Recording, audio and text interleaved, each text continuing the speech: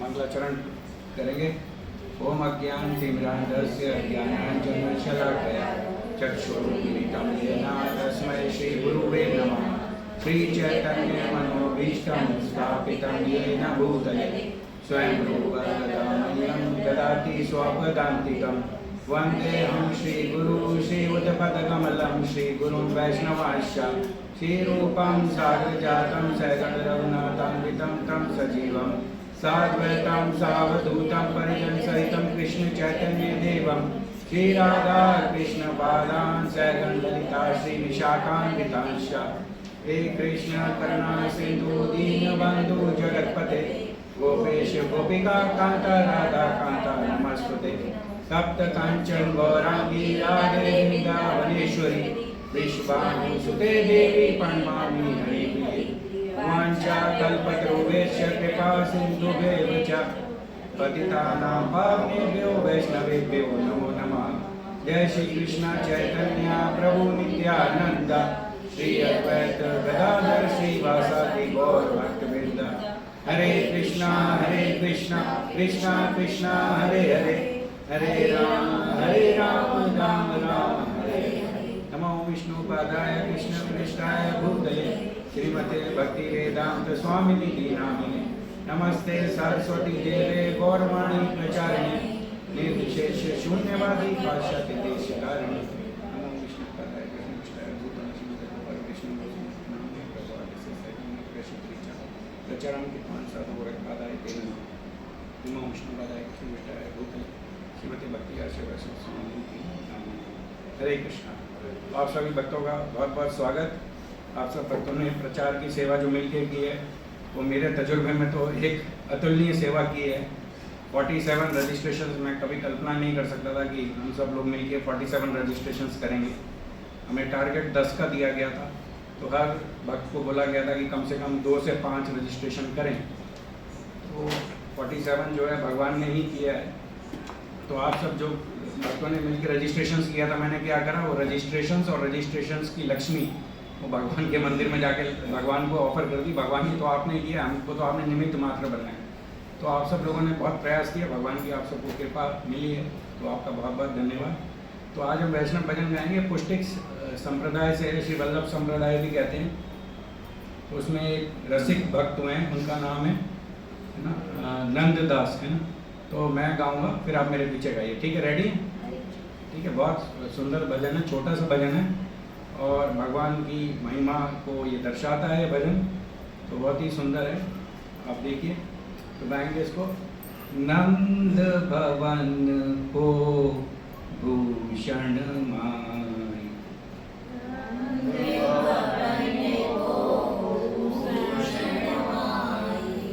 नंद भवन को भूषण माई,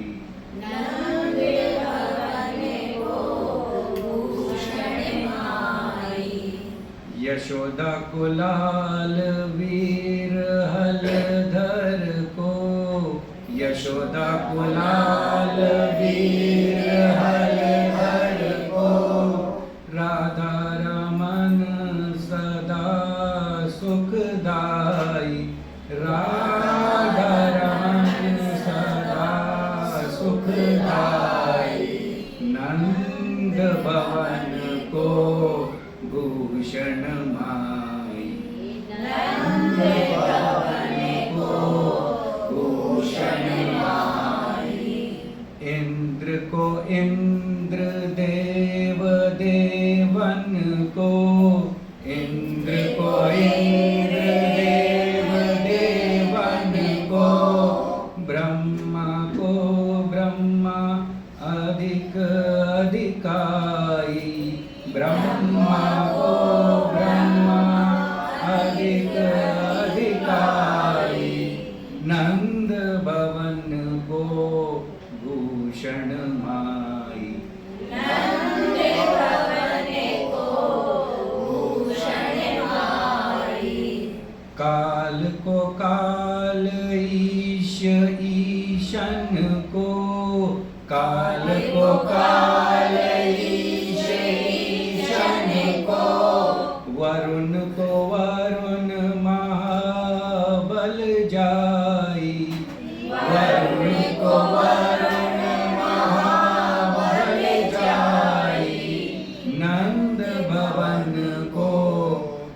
भूषण माई। नंदे भवन को भूषण माई। शिव को धन सन तन को सर्वस, शिव को धन सन तन को सर्वस, महिमा वेद पुराणन गाई। महिमा वेद पुराणन गाई।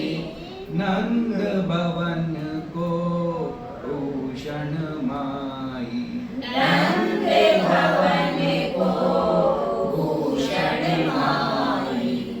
नंद दास को जीवन गिरिधर, नंद दास को जीवन गिरिधर। गोकुल मंडन कुंवर कनाई।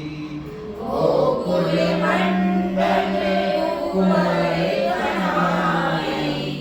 नंद भवन को भूषण माई। नंद भवन को भूषण माई। देखिए ये बहुत सुंदर भजन लिखा है नंददास ने, जो कि बहुत बड़े भक्त हुए हैं पुष्टिक संप्रदाय में, वल्लभ संप्रदाय में। और इस भजन को मैंने इस ग्रेस अमरेंद्र प्रभु जी की क्लास में सीखा था। उन्होंने ये भजन जब बताया और उन्होंने जिस तरह से गाया, तो उन्होंने बताया कि नंद भवन के जो भूषण है, आभूषण है, कौन है? हमारे भगवान कृष्ण है ना। जो आभूषण है नंद भवन में, अगर भगवान नहीं है तो नंद भवन सूना है। तो नंद भवन का जो आभूषण है भगवान कृष्ण है। अब इसका मतलब समझेंगे। देखिए आप में से एक एक लाइन पढ़ते रहिए, जैसे पढ़िए माता जी, आप पढ़िए। श्री कृष्ण नंद भवन के भूषण हैं, यशोदा के प्यारे लाल हैं, वीर बलराम के भाई हैं और श्री राधा को सुख देने वाले हैं। राधा को कैसे सुख देते हैं? अपनी सेवा देते हैं। तो ऐसे ही हम भक्त हैं, हम राधा है ना, हम रूप गोस्वामी के अनुयायी हैं। यानी कि हम जो श्रीमती राधा रानी हैं उन्हीं के अनुयायी हैं। जैसे रूप गोस्वामी एक मंजरी है, मंजरी मतलब सेविका है राधा रानी। तो हम भी रूप गोस्वामी और गुरु परंपरा से प्रार्थना करते हैं कि हमें भी वो सेवा दें, है ना। हमें राधा रानी के थ्रू कृष्ण की सेवा मिलेगी, हमें डायरेक्ट नहीं मिलेगी भगवान की सेवा। हमें राधा रानी को पहले अपनी भक्ति से, अपनी सेवा भाव से उनको प्रसन्न करना होगा, फिर जब वो हमको सेवा में लगाएंगी कृष्ण की, ठीक है। तो सेवा कैसे, जब कृष्ण अपनी सेवा राधा को देते हैं तो राधा को सुख मिलता है। इसी तरह से भगवान को हमारी सेवा नहीं चाहिए, भगवान हमको सेवा का अवसर दे करके हम पर कृपा कर रहे हैं, क्योंकि सेवा का आनंद हमें मिलने वाला है। भगवान को हमसे सेवा नहीं चाहिए। जैसे भगवान को 56 भोग नहीं चाहिए, दुर्योधन ने 56 भोग बनाए, लेकिन भगवान ने कहाँ पर केले के छिलके खाए? विदुर रानी के यहाँ। क्यों? क्योंकि वहाँ प्रेम था। भगवान को हमसे इसलिए हमारा ऐश्वर्य नहीं चाहिए, हमारी शक्ति नहीं चाहिए, हमारा ज्ञान नहीं चाहिए, हमारी सुंदरता नहीं चाहिए, हमारी पोस्ट पोजीशन कुछ भी नहीं चाहिए। बेसिकली हमारा प्रेम चाहिए, यानी कि हम हृदय से भगवान का जप करें। मैं आपको एक प्रार्थना सिखाता हूँ इसके लिए। मैंने कुछ ही दिन पहले प्रार्थना सीखी। हमें भगवान से प्रार्थना करनी चाहिए। श्रील प्रभुपाद से पूछा गया सबसे अच्छी प्रार्थना क्या है भगवान की? आप जानना चाहेंगे? सबसे अच्छी प्रार्थना, सबसे अच्छी प्रार्थना है भगवान से हम ये कहें कि आप हमें बल बुद्धि शक्ति दीजिए जिससे हम आपको प्रेम कर सकें। पहली प्रार्थना। दूसरी प्रार्थना जो सबसे अच्छी प्रार्थना है, प्रभुपाद ने अपने शिष्य को बताया कि हम भगवान से ये प्रार्थना करें, हे भगवान आप हमें बल बुद्धि शक्ति दीजिए जिससे हम आपका जप, आपके नाम का जप पूरे हृदय से ले सकें, है ना। नाम का जप पूरे हृदय से करें। हरे कृष्णा कृष्णा कृष्णा हरे हरे, हरे राम राम राम हरे हरे। तोते की तरह नहीं, इस जप को कैसे करना है? हृदय से करना है। जैसे एक बच्चा अपनी माँ को पुकारता है जब वो पीड़ा में होता है या उसे भूख लग रही होती, उस पीड़ा से, जैसे आज हमको दावानल में हम फंसे हुए हैं, भौतिक प्रकृति या भौतिक कष्टों में हम फंसे हुए हैं, हमको दुख है, हमको पीड़ा है, हमको कोई हानि हो रही है, हम भगवान को ऐसे पुकार रहे हैं, भगवान आकर हमें बचाइए। हम एक संसार, भौतिक संसार रूपी आग में फंसे हुए हैं, भगवान आप हमें इस आग से निकालिए। तो ये हुआ राधा को सुख देने का। आप आगे पढ़िए माता जी, आप पढ़ेंगी? पढ़िए, जोर से पढ़िए।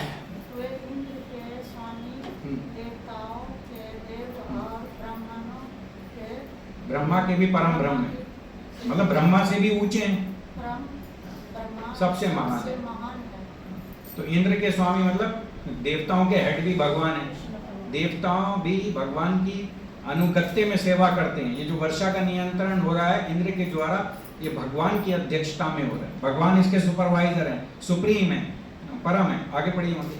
वे काल के भी काल सब ईश्वरों के परम वे ईश्वर, काल के भी महाकाल हैं। महाकाल, वरुण की शक्ति और अपार बलशाली हैं। हाँ, तो सब ईश्वरों के परम ईश्वर है ना।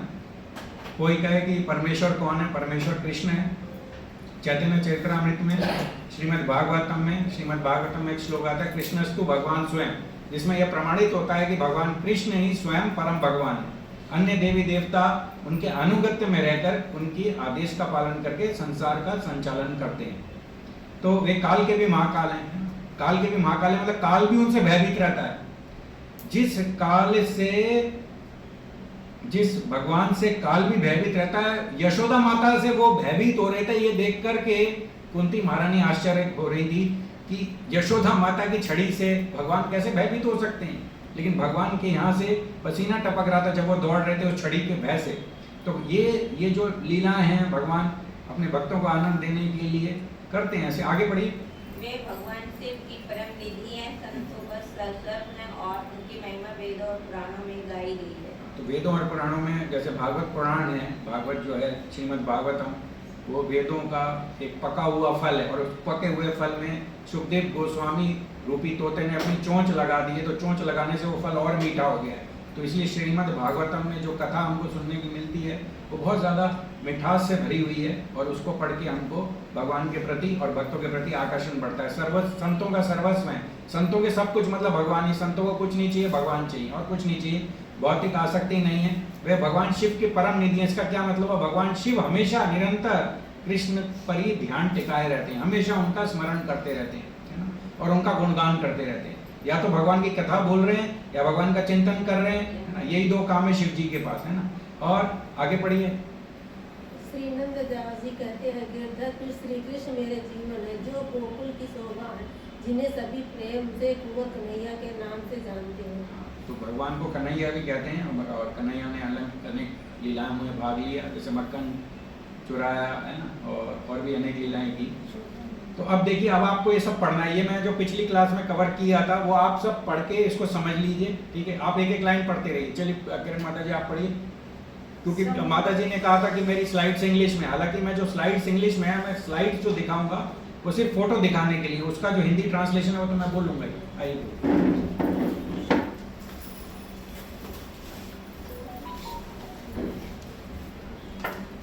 हरे कृष्णा। ज़्यादा टाइम नहीं लूँगा आप लोगों का। वांछा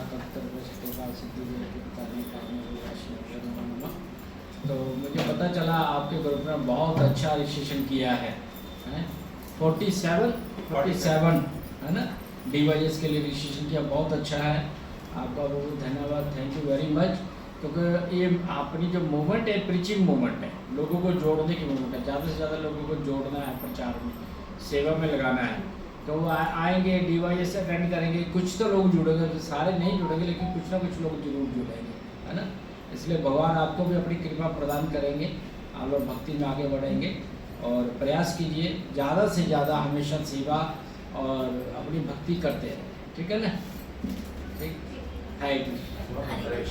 प्रभु जी के लिए हरे कृष्णा का माला पे बोलेंगे। प्रभु जी को धन्यवाद देने के लिए हरे कृष्णा कृष्णा कृष्णा हरे हरे, हरे राम राम राम हरे हरे। बहुत बहुत धन्यवाद। प्रभु जी को कहीं जाना था, हरे कृष्ण। फिर भी उन्होंने समय निकाला, बहुत बहुत धन्यवाद। हरे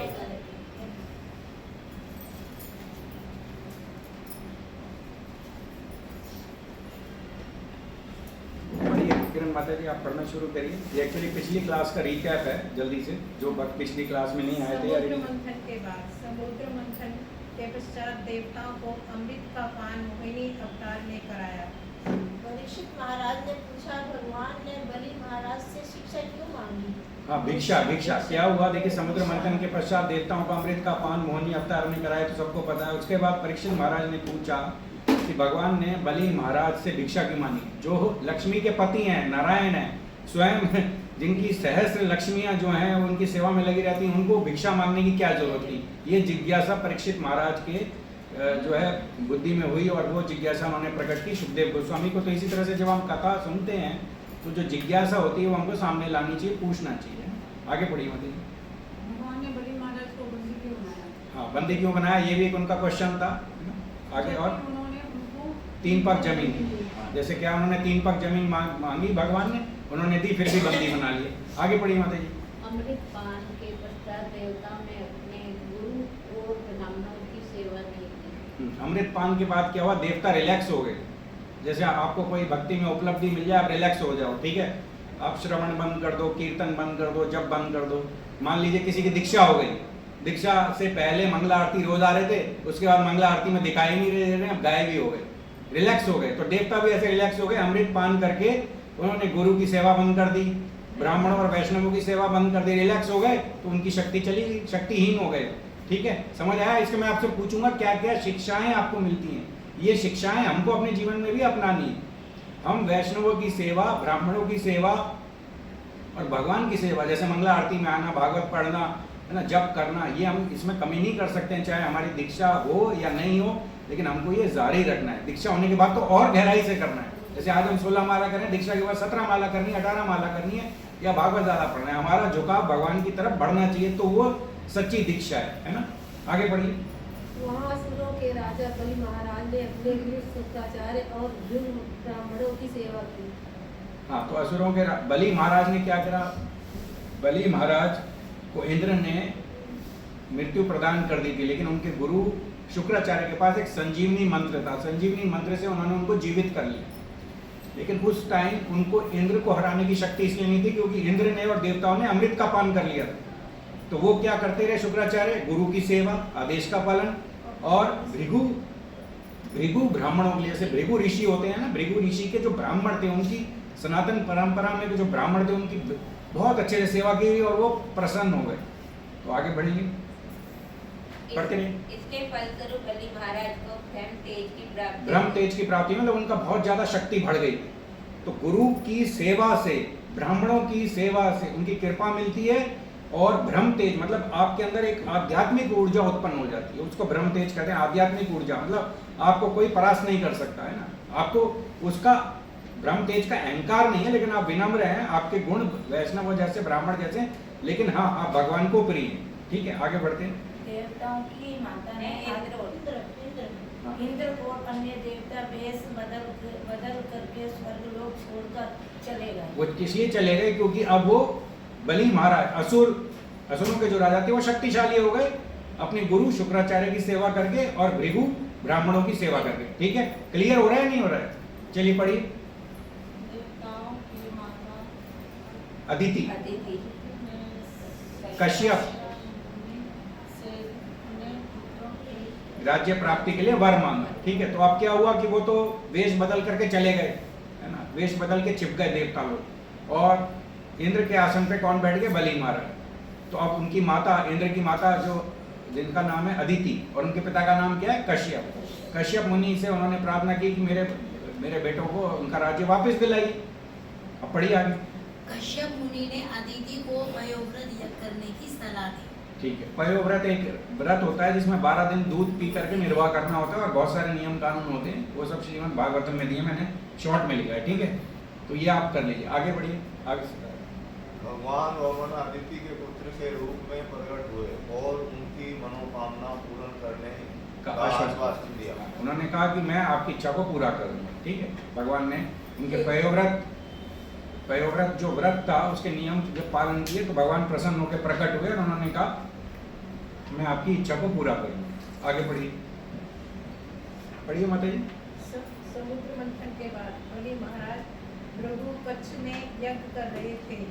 तो भृगु कच्छ में यज्ञ कर रहे थे, विश्वजीत यज्ञ था। तो इनको भृगु ब्राह्मणों ने इनको कहा था कि आप इंद्र के सिंहासन पर बैठ तो गए हो, लेकिन इंद्र के सिंहासन पर आप हमेशा विराजमान रहो, आपकी शक्ति और पूर्णता स्टेबल रहे, यानी कि लंबे समय तक शाश्वत रहे, उसके लिए आप विश्वजीत यज्ञ कीजिए। तो ये भृगु कच्छ एक जगह है, वहां पर ये यज्ञ कर रहे थे। इसके बारे में भृगु कच्छ कहाँ पर है ये तो मुझे भी नहीं पता, लेकिन भागवत में इसका जगह का वर्णन आता है। अभी इसका नाम बदल गया होगा, नया नाम क्या है वो मैं नहीं कह सकता, लेकिन जैसे अजामिल की कथा आती है कन्याकुब्ज, तो कन्याकुब्ज का आज का नाम कानपुर है। लेकिन इसका नाम आज क्या क्या पड़ गया वो मुझे देखना पड़ेगा, वो मैं किसी से पूछ के देखता हूँ, है ना।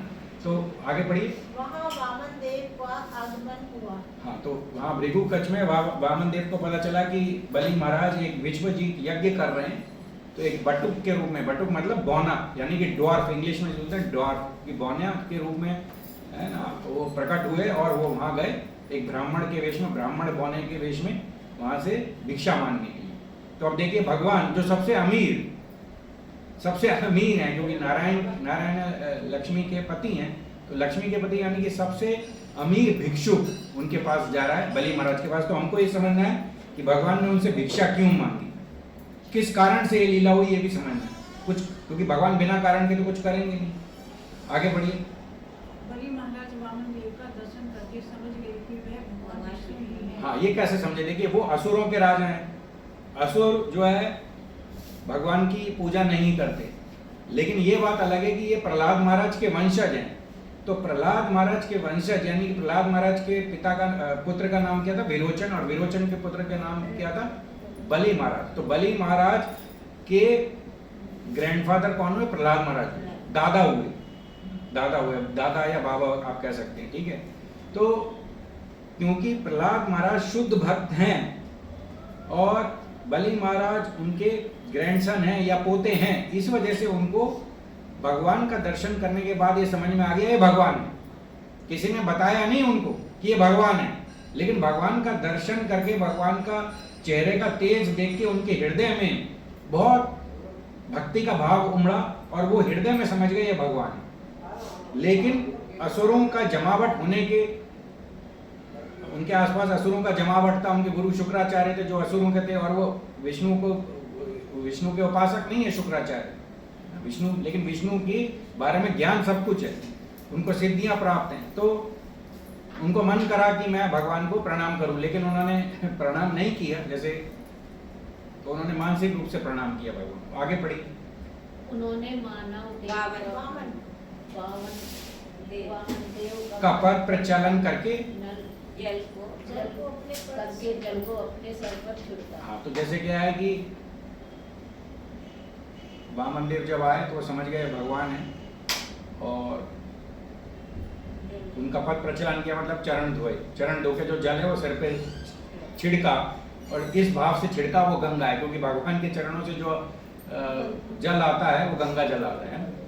तो मैंने आपको बताया था गंगा जल 3 तरह से आता है। कैसे? एक तो कारण सागर से, एक भगवान का तरल रूप गंगा है, और एक ब्रह्मा जी ने अपने कमंडल से भगवान के चरण धोए उनको आदर देने के लिए। जब वामन देव के रूप में भगवान प्रकट हुए तो ब्रह्मा जी प्रकट हुए, उनको प्रार्थना की, उनका जो है गुणगान किया, और उसके बाद उनके पद प्रचलन किया अपने कमंडल के जल से, तो वो भी गंगा बन गई। तो आज हमें जो हरिद्वार में गंगा दिखती है वो तीनों गंगा का उसमें समावेश है। कौन कौन सी? कारण सागर का जल, नारायण रूपी तरल जो गंगा है, और तीसरा ब्रह्मा जी के कमंडलू से जो पानी भगवान के चरण में से निकला धुलने के बाद, है ना। तो ये जल उन्होंने छिड़का। आगे पढ़िए। बलि महाराज को थोड़ा अहंकार था कि वह बहुत बड़े दानी है। हाँ, तो बलि महाराज जो है इस तरह का जब यज्ञ करते थे तो वो कहते थे कि मैं ब्राह्मण को जो मुंह मांगा दान दूंगा, यानी कि उनको एक घमंड सा हो गया, थोड़ा सा घमंड था कि मैं तीनों लोगों का, नीचे से लेके ऊपर तक जितने भी लोग हैं ना, ये जो नीचे वाले लोग हैं, ये पृथ्वी बीच वाला लोग मनाया था, ऊपर स्वर्ग लोग होता है और नीचे नर्क लोग होता है। तो ऐसे त्रिलोक के स्वामी भगवान को कहा जाता है। त्रिलोक के स्वामी मतलब पृथ्वी के नीचे वाले लोग, पृथ्वी और पृथ्वी से ऊपर वाले लोग। तो इस तरह से उनको ये था कि मैं, क्योंकि देवता लोग तो सब भाग गए थे डर के मारे, और अब वो सारा संभाल रहे थे, तो उनको थोड़ा सा ये था कि मैं किसको कुछ भी दे सकता हूँ, कि मैं सबका ही मालिक बन गया। ठीक है, तो ये थोड़ा सा घमंड आ गया। अब आगे पढ़िए। भगवान वामन ने बलि महाराज से 3 पग जमीन मांगी। हाँ, तो भगवान ने वामन देव से बलि महाराज से 3 पग जमीन मांगी। तो एक बटुक के पैर का साइज क्या हो? 4 नंबर मुश्किल से 5 नंबर हो। अब उनको थोड़ी पता था ये चरण का साइज बढ़ा लेंगे, तो उन्होंने कहा कि भाई आपको मांगना नहीं आता है, मांगो ठीक से। बलि महाराज ने वामन देव को समझा आपको मांगना नहीं आता है, आप मुझसे एक जो है जमीन का टुकड़ा या आइलैंड मांग लो मेरे से। अब 3 पग जमीन में तो आपको कुछ नहीं निर्वाह हो पाएगा, अब मुझसे एक आइलैंड मांगो। आप वो चीज मांगो जो आपके लिए जो है, फिर उसके बाद आपको मांगना नहीं पड़ेगा। मान लीजिए आपने आज 3 पग जमीन मांगी, थोड़े दिन बाद आपको लगे मुझे और चाहिए, फिर आपको मांगने की, तो आप ऐसी चीज मांगो ना जो एक बार मांग कर ही आपकी सारी आवश्यकताएं खत्म कर दे। तो मांगने की तरीका बलि महाराज अपने थोड़े से अहंकार की वजह से वामन देव को समझाने लगे। ठीक है, आगे पढ़िए। जिसकी इंद्रियां अनियंत्रित है, अनियंत्रित हैं, वह 3 लोगों की प्राप्ति के बाद भी असंतुष्ट है। तो भगवान वामन देव बलि महाराज को बोलते हैं मैंने जो मांगा है वही दीजिए, अगर मैं उसमें संतुष्ट नहीं हूं तो मैं तीनों लोगों भी दे दो, 3 लोगों का भी आप मुझे राजा बना दो, तब भी मैं असंतुष्ट नहीं, संतुष्ट मुझे नहीं मिलेगा। ठीक है, आगे पढ़िए, जब हम पढ़िए पढ़िए। उस वस्तु को प्राप्त करने का प्रयास करते हैं जो हमारी जरूरत से ज्यादा है, तो उसे प्राप्त करने के बाद हमारी इच्छा और बढ़ जाता है। जैसे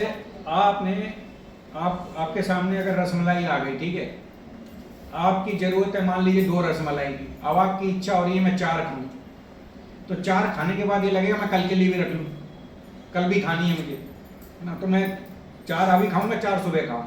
तो कहने का मतलब क्या है कि इच्छा जो है इच्छा पूर्ति के बाद बढ़ती है, इच्छा पूर्ति से कम नहीं होती। ये भगवान यहाँ पे समझा रहे हैं बलि महाराज को। जब बलि महाराज कहते हैं कि आपको मांगना नहीं आता, मेरे से अब थोड़ा ठीक मांगो, ये वही वाली बात हो गई, सबसे अमीर आदमी से हम 10 रुपए मांगे तो कहेगा मेरा चौकीदारी आपको 10 रुपए की भीख दे देगा, मेरे पास क्यों आए, मेरा टाइम खराब कर रहे हैं। तो उस तरह की बात। आगे बढ़िए। हमें जो कुछ भी विधि के विधान से प्राप्त होता है उसके में संतुष्ट रहना चाहिए, यही संतोष का मार्ग है। तो ये देखिए मैंने आपको बताया भगवान को अगर जल्दी से प्रसन्न करना है तो मैंने आपको बताया, क्या बताया, हर परिस्थिति में संतुष्ट रहना, मन और इंद्रियों पर नियंत्रण रखना और दूसरे लोगों पे जया करना। कैसे? उनको मंदिर से जोड़ के, जैसे आपने किया, आपने प्रचार की सेवा करके डिवाइस रजिस्ट्रेशन करके भगवान को प्रसन्न कैसे किया, दूसरे लोगों को तो मंदिर से जोड़ा। ये एक्चुअल सेवा है, ये प्रैक्टिकल सेवा है ना। तो प्रैक्टिकल सेवा करके, इंद्रियों को नियंत्रण करके और हर परिस्थिति में संतुष्ट रह के आप भगवान को जल्दी से प्रसन्न कर सकते हैं। यही हम भगवान यहाँ पे जिसको कह सकते हैं संतोष का सिद्धांत। ये क्या है? संतोष का सिद्धांत। जीवन में संतुष्ट रहना है तो ये सिद्धांत भगवान बलि महाराज को समझाते हैं। ठीक है, आगे पढ़ी। हर परिस्थिति में संतुष्ट रहने से मुक्ति और ब्रह्म तेज प्राप्त होता है। मुक्ति और ब्रह्म तेज प्राप्त होता है। मुक्ति मतलब कि आप जो है भौतिक बंधन से छूट जाओगे। जब आपको कोई इच्छा नहीं है, आपको कुछ फर्क नहीं पड़ता, चाहे लाभ हानि हो, आपका मन जो है एकदम संतुलित रहता है, विचलित नहीं होता, तो आपका बंधन खत्म। बंधन तो मन के कारण हो रहा है ना, ये मेरा है, ये मेरा। जब आपका कुछ है ही नहीं, सारा भगवान का आपने मान लिया, तो कोई चला गया, आपको दुख कैसे हो? मान लीजिए शरीर में कोई प्रॉब्लम है, आपने मान लिया शरीर मेरा नहीं है, भगवान का है, तो आपको वो प्रॉब्लम लगेगी क्या? ये तो भगवान का, भगवान जाने। मैं तो इसको स्वस्थ रखने का जो प्रयास कर सकता हूँ कर रहा हूँ। ठीक है ना। तो ये सिद्धांत भगवान बता रहे हैं, संतोष का सिद्धांत। आगे पढ़िए। यदि हम आवश्यकता से अधिक वस्तु प्राप्त करने का प्रयास करेंगे तो हम पाप के बंधन में फंस जाएंगे। तो ये कैसे समझे इसको कि जैसे मान लीजिए आपको सिनेमा देखने का मन किया, आपने एक सिनेमा देख लिया, उसके बाद वो पार्ट 1 था, अब आपको लगेगा मैं पार्ट 2 भी देखूं क्योंकि उसमें आपको अच्छा लगा देख करके। तो क्या है कि जब हम कोई चीज ऐसा कार्य करते हैं जिसमें भगवान या भगवान के भक्त नहीं है और उसमें हमको अपनी इंद्रिय तृप्ति मिल रही है, तो हम बार बार नहीं करेंगे क्या? करेंगे। और जब करेंगे तो पाप का बंधन लगेगा, क्योंकि पाप बढ़ते चले जाएंगे। तो पाप को भोगने के लिए भी तो ये भौतिक शरीर मिलेगा फिर अगले जन्म में। मान लीजिए आपको सोना बहुत पसंद है, अगले जन्म में भालू का शरीर मिलेगा, वो कर्म बंधन बन गया। आपको रुपये पैसे से बहुत आसक्ति है, तो आप हो सकता है अगले जीवन में सांप बन जाए। आपको बच्चों से बहुत आसक्ति है, तो आप हो सकता है सूकर बन जाए। जिससे जैसी आसक्ति होगी, उस आसक्ति के सुख को आपको दिलाने के लिए भगवान बेस्ट शरीर देंगे अगले जन्म में। ये क्लियर है? तो इसीलिए पाप का बंधन फंस जाएगा। तो इसलिए हमें कर्मों को बहुत ध्यान से करना है। कर्मों में कृष्ण को रखना है सेंटर में। अगर कर्म करते वक्त हमने अपने को सेंटर में रखा, हमारा बंधन निश्चित है। ठीक है, कर्म बंधन निश्चित है। अब देखिए ये जो फोटो है, इसमें आपको ये देखना है, वामन देव आए, उन्होंने बलि महाराज को ठगा, उनको बंदी बनाया और फिर आशीर्वाद दिया। देखिए भगवान जो भी कुछ करते हैं उसमें सभी का मंगल होता है, लेकिन यहाँ पर जो परिस्थिति बन गई, वो परिस्थिति ऐसी लगी कि भगवान वामन देव ने इनको ठगा, ठगने के बाद इनको जो है बंदी बनाया, बंदी बनाने के बाद इनको जो है आशीर्वाद दिया। क्यों दिया? क्योंकि ये प्रहलाद महाराज के वंशज हैं। इसलिए कहा गया अगर आपके परिवार में आप भक्ति कर रहे हैं तो बाकी तो वैसे ही तर जाएंगे। इसलिए एक ब्रह्मचारी एक जगह लेक्चर लेने गए और उनके परिवार वाले और भी थे वहाँ पर, इनफैक्ट गौरांग प्रभु जी थे। तो वो जब लेक्चर लेने गए, उनके परिवार वाले थे और भी सब थे, तो उन्होंने अपने लेक्चर में बताया कि जब कोई एक परिवार में भक्त बनता है तो उसकी 7 पीढ़ियाँ या 14 पीढ़ियाँ तर जाती हैं, ठीक है। तो जब वो लेक्चर ख़त्म हुआ तो उनके पास उनका एक रिलेशन आया, उन्होंने बोला आप भक्ति करते रहना, कोई परेशानी हो तो मुझे बताना। क्योंकि उसने हमें सुन लिया कि भाई आप जब तक भक्ति कर रहे हो तो मेरे तो फ्री फंड में ही भगवान मिल जाएंगे, मुझे कुछ करने की जरूरत ही नहीं। तो वो ये एक्चुअली बता रहे थे कि किस तरह से अगर परिवार में एक भी व्यक्ति भक्ति करता है, भक्ति इतनी शुभ और मंगलकारी है कि आपके परिवार के सदस्यों का तो फ्री में ही सारा काम हो जाएगा। आप माला कर रहे हो, माला का पुण्य उनकी जो झोली में भी बढ़ता जाएगा कभी ना कभी, है। तो ये बहुत, इसलिए बहुत अच्छा है। तो फिर बलि महाराज से जब 3 पग जमीन मांगी तो एक पग से भगवान ने पृथ्वी और पृथ्वी के नीचे लोग सारे नाप लिए और दूसरे पग से सारे ऊपर के स्वर्ग के लोग और वो सब नाप लिए। और जब भगवान ने अपने चरण ऊपर उठाया तो ये क्या है कि जो भौतिक जगत है इसकी कुछ भौतिक कवरिंग्स हैं। कवरिंग्स को क्या कहते हैं हिंदी में? कवरिंग्स को क्या कहते हैं? आवरण। आवरण है ये भौतिक जगत जो है 7 आवरणों से ढका हुआ है ना। उसमें जैसे मन, बुद्धि, अहंकार या जल, इस तरह के बहुत सारे आवरण हैं। वो यहाँ पर बुक स्टॉल में ना एक बड़ा सा फोटो लगा हुआ है, उसमें लिखा हुआ है कि कैसी कवरिंग है। तो हम जब शरीर त्यागेंगे तो हमारी आत्मा को उन भौतिक आवरणों को छेदन करके जाना पड़ेगा। फिर विरजा नदी आएगी। विरजा नदी का दूसरा नाम क्या है? कारण सागर। कारण सागर के उस पार आध्यात्मिक जगत है। तो हमको बहुत ज्यादा मतलब मेहनत करनी है भगवान के पास जाने के लिए, इतना आसान नहीं है। और बीच में स्वर्ग लोक भी पड़ेगा और स्वर्ग लोक में अप्सराएं नाच रही होंगी, बहुत बड़े आलीशान जो है वहां पे सोफे होंगे, मणियां चमक रही होंगी, बहुत चमक धमक होगी और यूं ही सब लोग इंद्रिय तृप्ति में लिप्त होंगे। और अगर हमारा ध्यान और मन वहां से आकर्षित हो गया तो जो भगवान के पार्षद है हमें वहीं छोड़ जाएंगे, कह देंगे टाटा बाय बाय, हम जा रहे हैं, आप यहीं रहिए, ठीक है। तो हमको बहुत सावधान रहना है कि गलती से भी इंद्रिय तृप्ति का विचार हमारे मन में ना आ जाए, गलती से भी गलती ना हो जाए। तो इसलिए हम भगवान से ये भी प्रार्थना कर सकते हैं रोज, हे भगवान गलती से भी गलती ना हो जाए, गलती से भी गलती ना हो जाए, ठीक है। तो इसमें आगे मैं आपको बताता हूँ, स्लाइड इंग्लिश में है तो आपको चिंता नहीं करनी है, मैं आपको इंपॉर्टेंट पॉइंट और जो हिंदी में है मैं इसको करके दूंगा, ठीक है। ये फोटो आपको देखनी है। फोटो में क्या होता है, अब आप देखेंगे कि ये वामन देव यहाँ पे बैठे हुए हैं। ये जो छतरी है, जब भगवान का प्राकट्य हुआ तो भगवान को कई सारे देवी देवताएं गिफ्ट देने के लिए, तो एक देवता ने छतरी दी, एक कमंडलू दिया, एक छड़ी दी, एक भगवान ने जो ये छाल पहनी हुई है हिरण की वो दिया, है ना। और पार्वती जी ने क्या दिया, सबसे पहले भिक्षा मांगने के लिए पात्र दिया और भिक्षा भी दी। तो ये सब तो भगवान की लीला में सहायक थे। तो इसलिए अब प्रहलाद महाराज तो शुद्ध भक्त है। प्रहलाद महाराज जो हैं 2 तरह के भक्त होते हैं, एक साधना सिद्ध और कृपा सिद्ध। साधना सिद्ध क्या है, जैसे हम लोग क्या कर रहे हैं, भगवान की प्राप्ति साधना कर रहे हैं। वैदिक साधना, कौन सी साधना? वैदिक साधना। वैदिक साधना में क्या है, 4 नियम का पालन, 16 माला का जप, है ना, और भगवान की श्रीमद् भागवतम और भगवत गीता चैतन्य चरितामृत का पठन या श्रवण और भगवान की सेवा, ये सब वैदिक भक्ति में आता है। हमको ये वैदिक भक्ति का क्या मतलब है, हमें भगवान से प्यार नहीं है, लेकिन हम जबरदस्ती प्यार करना सीख रहे हैं। जैसे मंगला आरती के लिए जबरदस्ती उठ रहे हैं, कोई हमको क्या, कोई आनंद आ रहा है मंगला आरती में, किसी को आनंद आ रहा है क्या? अगर आ रहा होता तो पूरे दिल्ली के जो कितनी जनसंख्या है, कितनी जनसंख्या दिल्ली की 2 करोड़, मंदिर में तो यहाँ पीछे गाड़ी तक लाइन लग जाती मंगला आरती के उसके लिए। सुंदर गोपाल प्रभु जी एक लेक्चर में बता रहे थे, अगर मंगला आरती में आके कोई बोले कि आप मंगला आरती में आपको 10,000 रुपए मिलेंगे, कितने लोग आ जाएंगे? तो 10,000 की कीमत, 10,000 की कीमत, और आप सोचिए एक आध्यात्मिक स्वीकृति की कीमत, आध्यात्मिक स्वीकृति की कीमत कहीं ज्यादा है 10,000 रुपए से। लेकिन क्या है, लोग नहीं आते। क्योंकि नहीं आते, क्योंकि उसकी वैल्यू को नहीं समझ रहे। वैल्यू को जब समझेंगे तो आने लग जाएंगे, अब वो 10,000 की वैल्यू एक तरफ और एक आध्यात्मिक जो आपको पुण्य मिलेगा वो एक तरफ। तो आध्यात्मिक पुण्य बहुत ज्यादा वो है। जैसे आज मोहन रूपा प्रभु जी का लेक्चर किसी ने सुना भागवतम के ऊपर? आज मैंने भेजा था आपको।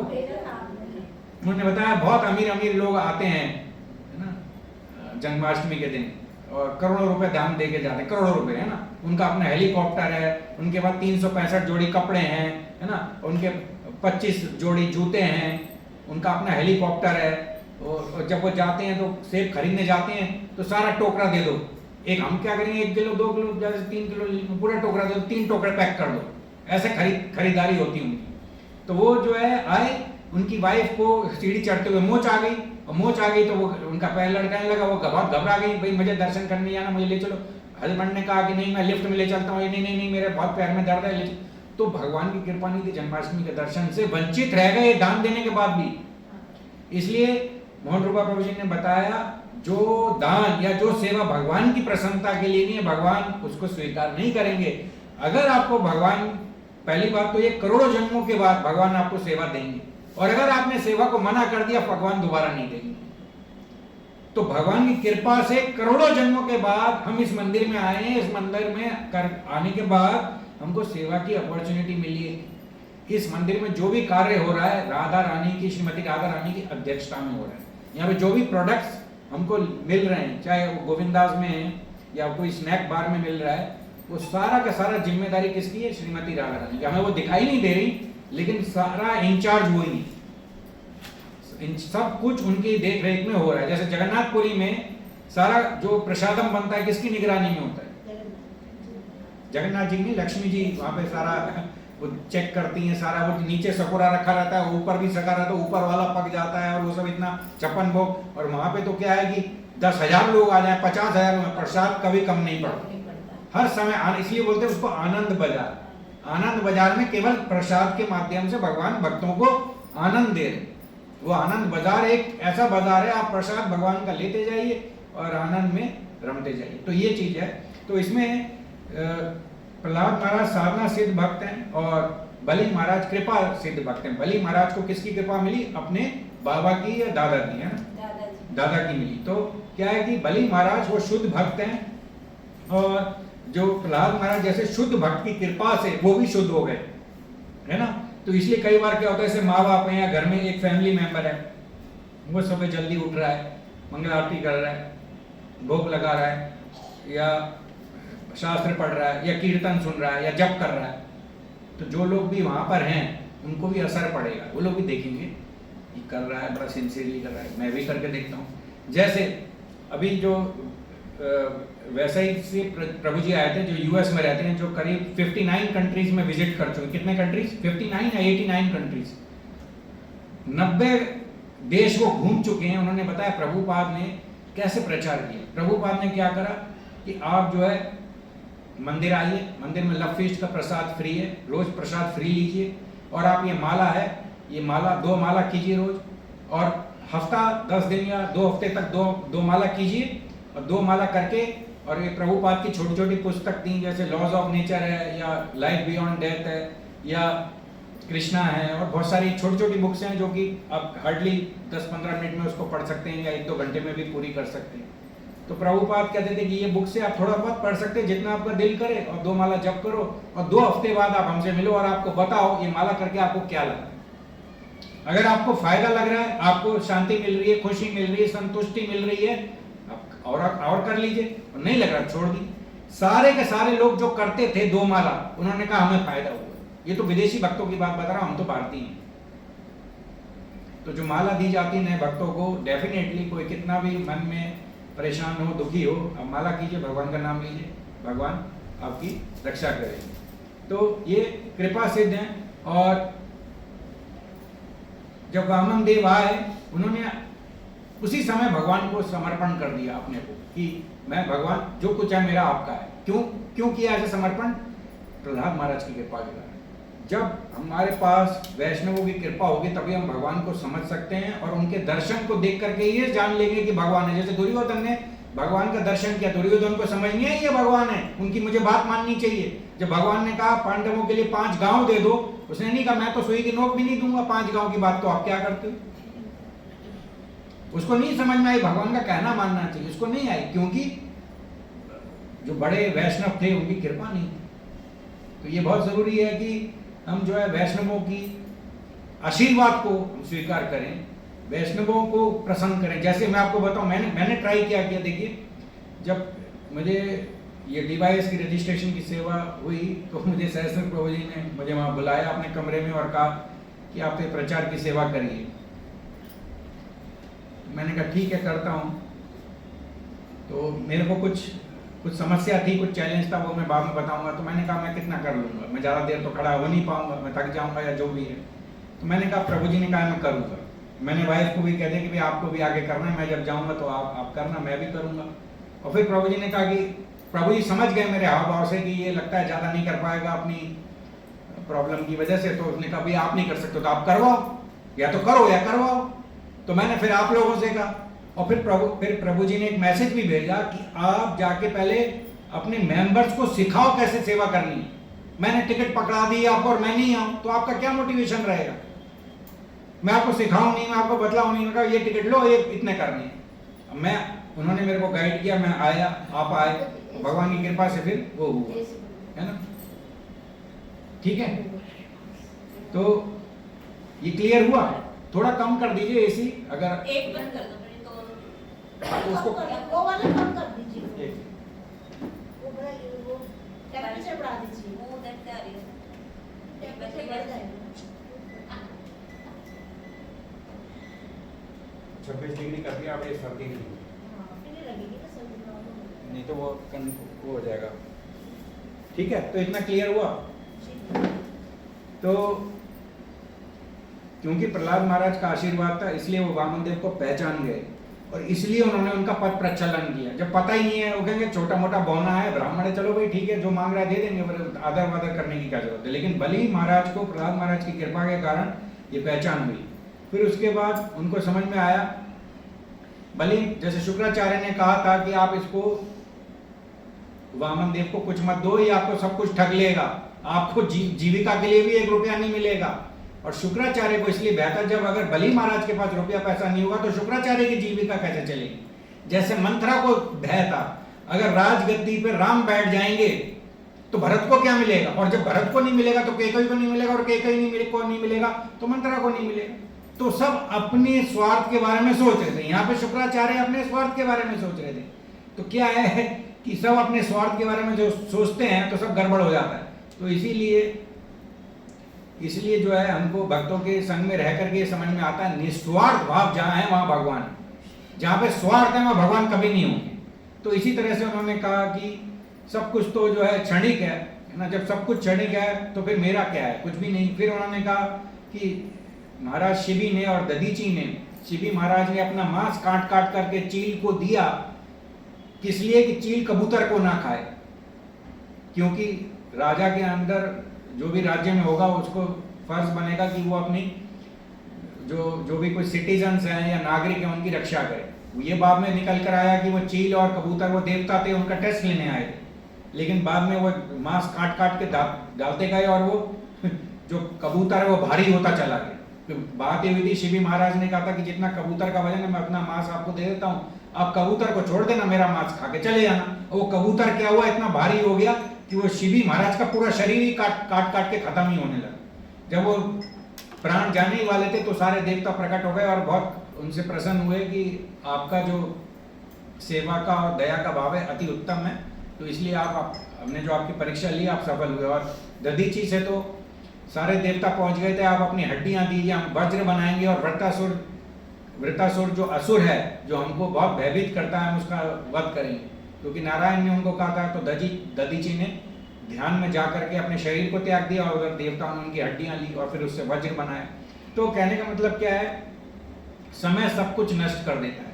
ये बलि महाराज ने अपने गुरु शुक्राचार्य को कारण दिया कि मैं दान मुझे देना होगा, और ये बहुत ही मेरे लिए एक सौभाग्य की बात है मैं ब्राह्मण को दान दे पाऊँ।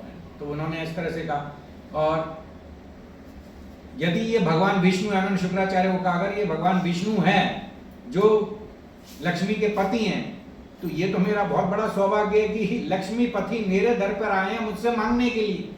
लक्ष्मीपति बलि महाराज से बड़े हैं, तो लक्ष्मीपति बलि महाराज से बड़े हैं, तो ये बलि महाराज को लगा कि ये तो मेरे लिए बहुत सेवा का मौका है और मुझे तो ये बहुत ज़्यादा ये मेरे लिए सौभाग्य की बात है। तो इस बात को सुन करके शुक्राचार्य ने बलि महाराज को श्राप दिया कि भाई आपका सारा ऐश्वर्य नष्ट हो जाएगा। भाई आप जब गुरु की बात नहीं मानोगे तो गुरु तो नाराज होंगे ही, तो यहाँ पर भी नाराज होंगे, उन्हें श्राप दे दिया। उसके बाद बलि महाराज की जो पत्नी थी उनका नाम था विंध्यावली। फिर विंध्यावली ने एक सोने के जग में पानी लेकर आई और फिर भगवान का पद पर चरण करके वो उन्होंने अपने भी, क्योंकि बलि महाराज की जो पत्नी थी वो भी भक्त थी, और जब भगवान ने पूछा कि तीसरा पग कहाँ रखूं, अभी तो 2 पग हुए, मैंने 3 पग जमीन मांगी थी। ऐसा नियम था, अगर आप जो ब्राह्मण से उनको प्रॉमिस करो या उनको जो वादा करो और अगर वो पूरा नहीं कर पाओ तो आपको नरक जाना पड़ेगा। तो अब क्या हुआ, 2 पग से सारा नाप लिया भगवान ने ऊपर नीचे। अब भगवान ने पूछा बलि महाराज से तीसरा पग कहाँ रखूं, तो तीसरा पग उन्होंने कहा मेरे सिर पे रख दी। ठीक है, तो विंध्यावली ने, जो उनकी पत्नी थी, उन्होंने कहा मेरा पति इतना मूर्ख है, ये अपने शरीर को भी अपना मांग रहा है, ये शरीर भी तो भगवान का दिया हुआ है, तो वो तीसरा पग इस पे कैसे रख सकते हैं, क्योंकि ये तो भगवान का ही, इसकी चीज थोड़ी है। दूसरे कुछ आचार्य लोग टीका में लिखते हैं कि जो प्रॉपर्टी का ओनर है वो प्रॉपर्टी से ज्यादा अमीर है या बड़ा है ना। जैसे आप सपोज आपका घर है, आप उस घर के मालिक हो, तो आप बड़े हो या आपका घर बड़ा है। कोई आपके घर पे कब्जा कर लेता है लेकिन आप तो घर से भी ऊपर हो ना। तो इसी तरह से बलि महाराज, क्योंकि पूरे तीनों लोगों के स्वामी थे, तीनों लोग उन्होंने भगवान वामन देव ने ले लिए 2 पग नाप करके, तो ये हुआ कि जो तीनों लोगों का स्वामी है वो तीनों लोगों से ज्यादा अमीर है, क्योंकि वो उनका मालिक है। लेकिन अब वो लोग उनके पास नहीं है, तो ये अलग बात है, लेकिन तीनों लोगों के स्वामी की पोजीशन जो है वो बड़ी है तीनों लोगों से, तो इसलिए उन्होंने कहा कि भाई आप तीसरा पग मेरे ऊपर रखो। अब देखिए वामन देव कैसे छल रहे हैं, भगवान बात कर रहे हैं धर्म की और खुद ही धर्म का पालन नहीं कर रहे हैं। यहाँ पर क्या सिखाना चाह रहे हैं भगवान? भगवान बात कर रहे हैं धर्म की, संतुष्ट रहो, इंद्रियों को कंट्रोल में रखो, जितना चाहिए उतना लो, तो यहाँ कितना ले रहे हैं भगवान? भगवान ने सब कुछ ले लिया। और भगवान बात कर रहे थे मुझे तो बस इतनी जमीन चाहिए, मुझे तो एक आइलैंड भी नहीं चाहिए, मुझे तो टीला भी नहीं चाहिए, है कि नहीं? तो भगवान अपनी बात को कॉन्ट्रडिक्ट कर रहे हैं कुछ हमको सिखाने के लिए, है ना। तो ये हमको समझ में आएगा। तो यहाँ पर बताया जाता है कि जो भगवान के प्रति विरोध की भावना जनरेट करता है उस गुरु को त्याग देना चाहिए। जिन भक्तों ने आईडीसी कोर्स किया या यहाँ पे शुक्राचार्य का एग्जाम्पल आएगा, बलि महाराज ने एक तरह से शुक्राचार्य को त्याग दिया, क्योंकि बलि महाराज ने जो वामन देव को प्रॉमिस किया उसको देने से मना कर दिया शुक्राचार्य ने, तो ये भगवान के विरुद्ध हो गया कि नहीं हो गया? तो ऐसे गुरु का हमें फौरन त्याग कर देना चाहिए। ये आईडीसी कोर्स में भी सिखाया जाता है हमें कौन से गुरु का त्याग करना चाहिए, जो भगवान से हमको दूर ले जाए या भगवान का कहना मानने से मना करे। ठीक है, तो ये एग्जाम्पल हमको याद रखना है कि हमको कौन से गुरु का त्यागना चाहिए। अब आप देखेंगे भगवान कैसे नाप रहे हैं ऊपर। ये जो ये भौतिक आवरण है ना, आवरण में इसमें एक आता है जो ये जल का आवरण आता है और अहंकार का आवरण आता है और 7 आवरण आते हैं, मेरे को अभी ठीक से याद नहीं है, वो एक अलग चैप्टर है, तो उसकी फिर एक अलग क्लास हो जाएगी। तो 7 आवरण को निकाल करके आत्मा को विरजा नदी क्रॉस करके आध्यात्मिक जगत में जाना पड़ता है। बड़ा लंबा रास्ता है हमको तय करने के लिए, है ना। तो भगवान का साइज बढ़ जाता है एकदम, है ना। भगवान का एक तरह से ये यूनिवर्सल फॉर्म को क्या कहेंगे, विराट रूप। विराट रूप जो अर्जुन को दिखाया था भगवान ने, जिसको देख करके अर्जुन भयभीत हो गए थे। तो भगवान के जो अस्त्र शस्त्र हैं वो भगवान की उपासना करने लगे और भगवान के जो नित्य पार्षद हैं वो प्रार्थना करने लगे भगवान का इस तरह का रूप देख करके, और देवता लोग फूल बरसाने लगे कि ये भगवान का रूप तो पहले किसी ने ऐसा देखा नहीं। इसलिए भगवान को यहाँ पे क्या कहते हैं, उरुक्रम। उरुक्रम उरुक्रम मतलब भगवान के चरण का साइज छोटे से बड़ा बढ़ गया, इसलिए भगवान का नाम क्या पड़ गया, उरुक्रम। और भगवान का इस लीला में एक और नाम क्या है, त्रिविक्रम। त्रिविक्रम मतलब क्या, तीनों लोगों को नाप लिया भगवान ने 2 पग से ही। तो त्रिविक्रम और उरुक्रम भगवान का नाम इस लीला में पड़ा। तो ये भी हम भगवान से सुबह प्रार्थना में आके बोल सकते हैं, भगवान आप त्रिविक्रम है, आप उरुक्रम है ना। ये भी एक गुणगान है भगवान का, तो ये भी हम ऐड कर सकते हैं। ठीक है, भगवान का जो इसमें आया है भगवान ने बहुत सुंदर मुकुट पहना हुआ था, है ना, आप देख रहे हैं फोटो में मुकुट भी है भगवान का, है ना। भगवान ने या हाथों में ना ब्रेसलेट पहने हुए थे, और भगवान ने जो है बहुत सुंदर कान के कुंडल पहने हुए थे। कर्क, कर्क बोलते हैं उसको, कर्क मतलब इंग्लिश में क्रैब बोलेंगे, क्रैब शेप या shark shape ear ring. Shark shape मतलब शार्क को हिंदी में क्या बोलेंगे? शार्क मतलब जो बड़ी मछली होती है, हाँ, शार्क को हिंदी में भी शार्क ही बोलते हैं मेरे ख्याल। तो शार्क के रूप के ना कुंडल हैं भगवान, वो भी बहुत सुंदर थे। और भगवान के जो वक्ष स्थल पर एक तो श्रीवत्स का चूर्ण और कौस्तुभ मणि है, कौस्तुभ मणि, और भगवान की माला वैजयंती माला है। वैजयंती माला वो माला है जो 5 फूलों से बनती है। कितने फूलों से? 5 फूलों से। तो अगर आप भगवान के लिए माला बनानी, जैसे संतोष माता बनाती है ना, संतोष माता जी, तो जैसे क्या है, भगवान नोट करते हैं कि आपने एक तरह का फूल डाला, फिर दूसरे तरह का फूल पिरोया, फिर तीसरा, फिर चौथा, फिर 5वां, तो आप डिजाइनदार बना रहे हैं माला को, तो भगवान उस डिजाइन को नोट करते हैं और उसको अप्रिशिएट करते हैं ना। भगवान को बहुत अच्छा लगता है जब आपको इस तरह से, इस प्रेम से, इस भाव से आप माला बना के भगवान को ऑफर करते हो, तो भगवान उस चीज को भी नोट करते हैं। और भगवान का तो जो वस्त्र है वो पीताम्बर है, तो इसलिए भगवान को पीताम्बरधारी भी कहते हैं। और भगवान के यहाँ पर तो नहीं, लेकिन भगवान वृंदावन में मुरली धारण करते हैं, इसलिए भगवान को मुरलीधर भी कहते हैं। तो भगवान आप मुरलीधर हैं, आप पीताम्बरधारी हैं, है ना। तो और भगवान की जो माला है वैजयंती माला, जिसमें मैंने बताया वैजयंती माला 5 फूलों से बनती है। और वैजयंती माला जो भगवान की है ना, वो समय के साथ ना वो फीकी नहीं होती या वो मुरझाती नहीं है। तो इसलिए क्या है कि मधुमक्खियां वो 24 घंटे उसी में ही घूमती रहती हैं भगवान के इर्द गिर्द, क्योंकि वो फ्रेश है माला। तो उसमें 24 घंटे उसमें शहद की उत्पत्ति हो रही है, मधुमक्खियां उनको भंवरे आ रहे हैं वहाँ, ठीक है। तो अब भगवान ने 3 पग लिए, और मैंने आपको बताया एक पग से तो पृथ्वी और नीचे के लोग नाप लिए, और एक पग से ऊपर के सारे स्वर्ग लोग तो हो गए। अब तीसरा पग कहाँ रखूं?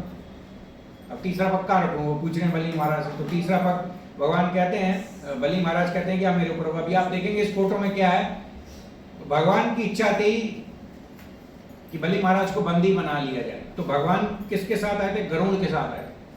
गरुड़ क्या है? उनके वाहन है। गरुड़ जी भगवान की इच्छा को समझ जाते, भगवान को बोलने की जरूरत नहीं है मुझे यहाँ जाना है, वहां जाना है। भगवान के मन में जो होता है गरुड़ जी जान जाते। तो भगवान की इच्छा थी बलि महाराज को बंदी बनाया जाए, तो गरुड़ जी वरुण पाश लेके आए और बलि महाराज को बांध दिया। तो ये जो वरुण पाश में बंधे हुए हैं, ये बलि महाराज, ये वरुण पाश से बंधे हुए हैं जो गरुड़ जी लेकर आए, ठीक है, इतना क्लियर है। फिर उसके बाद क्या हुआ, मैंने आपको गंगा का तो बताया है कि 3 तरह से गंगा निकलती है ना। और भगवान की चरण से जो प्रकाश निकलता है, उनके नाखूनों से जो प्रकाश निकलता है ना, वो बहुत तेजस्वी होता है, ओजस्वी होता है। वो जो है हमको, उसमें जो है हमको बहुत आकर्षण होता है। तो इस तरह से ये जो है भगवान ने किया, और इस तरह से सारे असुर देखने लगे ये सब ना, ये असुर है नीचे। तो उस समय क्या हुआ, एक छोटे से समय के लिए भगवान ने जो है त्रिविक्रम से भगवान वामन देव बन गए। उस समय देवताओं ने उनकी उपासना की, अर्चना की, और वहां पर जामवान जो राम अवतार में भी थे, वो इस समय में भी जो है उन्होंने जो है एक बुगल बजाया, उसको हिंदी में क्या बोलते हैं मैं नहीं जानता, और भगवान की विजय की घोषणा की कि भगवान विजयी हुए, कि भगवान का सब कुछ हो गया। अब भगवान जिसको चाहे, इंद्र को चाहे स्वर्गलोक दे देंगे, है ना, क्योंकि उन्होंने अदिति माता को प्रॉमिस किया था। तो अब क्या हुआ कि जो बलि महाराज के 2 सैनिक हैं, उन्होंने वामन देव पर आक्रमण शुरू कर दिया, और आक्रमण शुरू कर दिया। इधर भगवान के जो पार्षद हैं या उनके जो संगी हैं, उनके संगी में आता है नंद, सुनंद, जय, विजय, गरुड़ और जयंत, ये भगवान के संगी हैं। तो इन्होंने वहां पे उन लोगों की लड़ाई शुरू हो गई। तो बलि महाराज बीच में आए और उन्होंने अपने असुरों को शांत किया, और उन्होंने कहा काल हमारे पक्ष में नहीं है, हमारे पक्ष में नहीं है, आप जो है चुपचाप जो है नीचे के लोगों में चले गए। ये सलाह बलि महाराज ने अपने सैनिकों को दी और बाकी सारे असुरों को दी। तो बलि महाराज को अपने गुरु का जो श्राप है वो याद आया, और उन्होंने कहा सारे असुरों को कि अब आप जो है लड़ाई नहीं कीजिए भगवान के पार्षदों से, उनके एसोसिएट से, उनके संगी से, आप जो है नीचे के लोगों में प्रस्थान कीजिए बिना लड़े। उनको पता था कि अगर वो लड़ेंगे तो वो हार जाएंगे। तो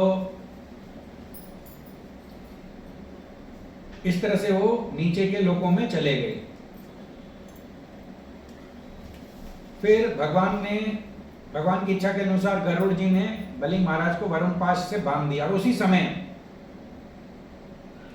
समय भगवान ने कहा कि मैंने जो है 2 पग से सारे लोग नाप लिए, तीसरा पग कहाँ रखूं, है ना।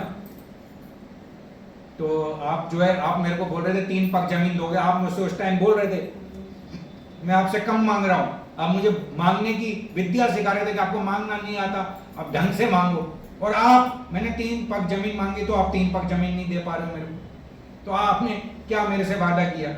और भगवान ने कहा कि आप मुझे क्योंकि अपना वादा पूरा नहीं कर पा रहे हो तो इसलिए अब आपको नीचे के लोकों में जाना पड़ेगा, है ना, क्योंकि आपने अपना वादा पूरा नहीं किया, अपना वादा निभाया नहीं।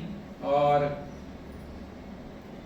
आप जो है अपने तीनों लोगों के स्वामित्व के कारण आपको बहुत अहंकार था अपने अंदर कि आप सबसे बड़े दानी हैं, आपसे बड़ा कोई दानी नहीं है। और भगवान इस लीला से ये दिखाना चाह रहे हैं कि जो व्यक्ति अपने आप को बहुत बड़ा दानी मांग रहा है वो जो है छोटे से 3 पग की अपने वादे को भी नहीं निभा पा रहा है। बलि महाराज को ये बताना चाह रहे हैं और उनके अहंकार को भी तोड़ना चाह रहे हैं कि वो अपने आप को सबसे बड़े स्वामी मान बैठे थे और सबसे बड़े दानी मान बैठे थे। और भगवान अब इस लीला के माध्यम से सिखा रहे हैं कि किस तरह से जो है वो अपने 3 पग के वादे को नहीं निभा पाए।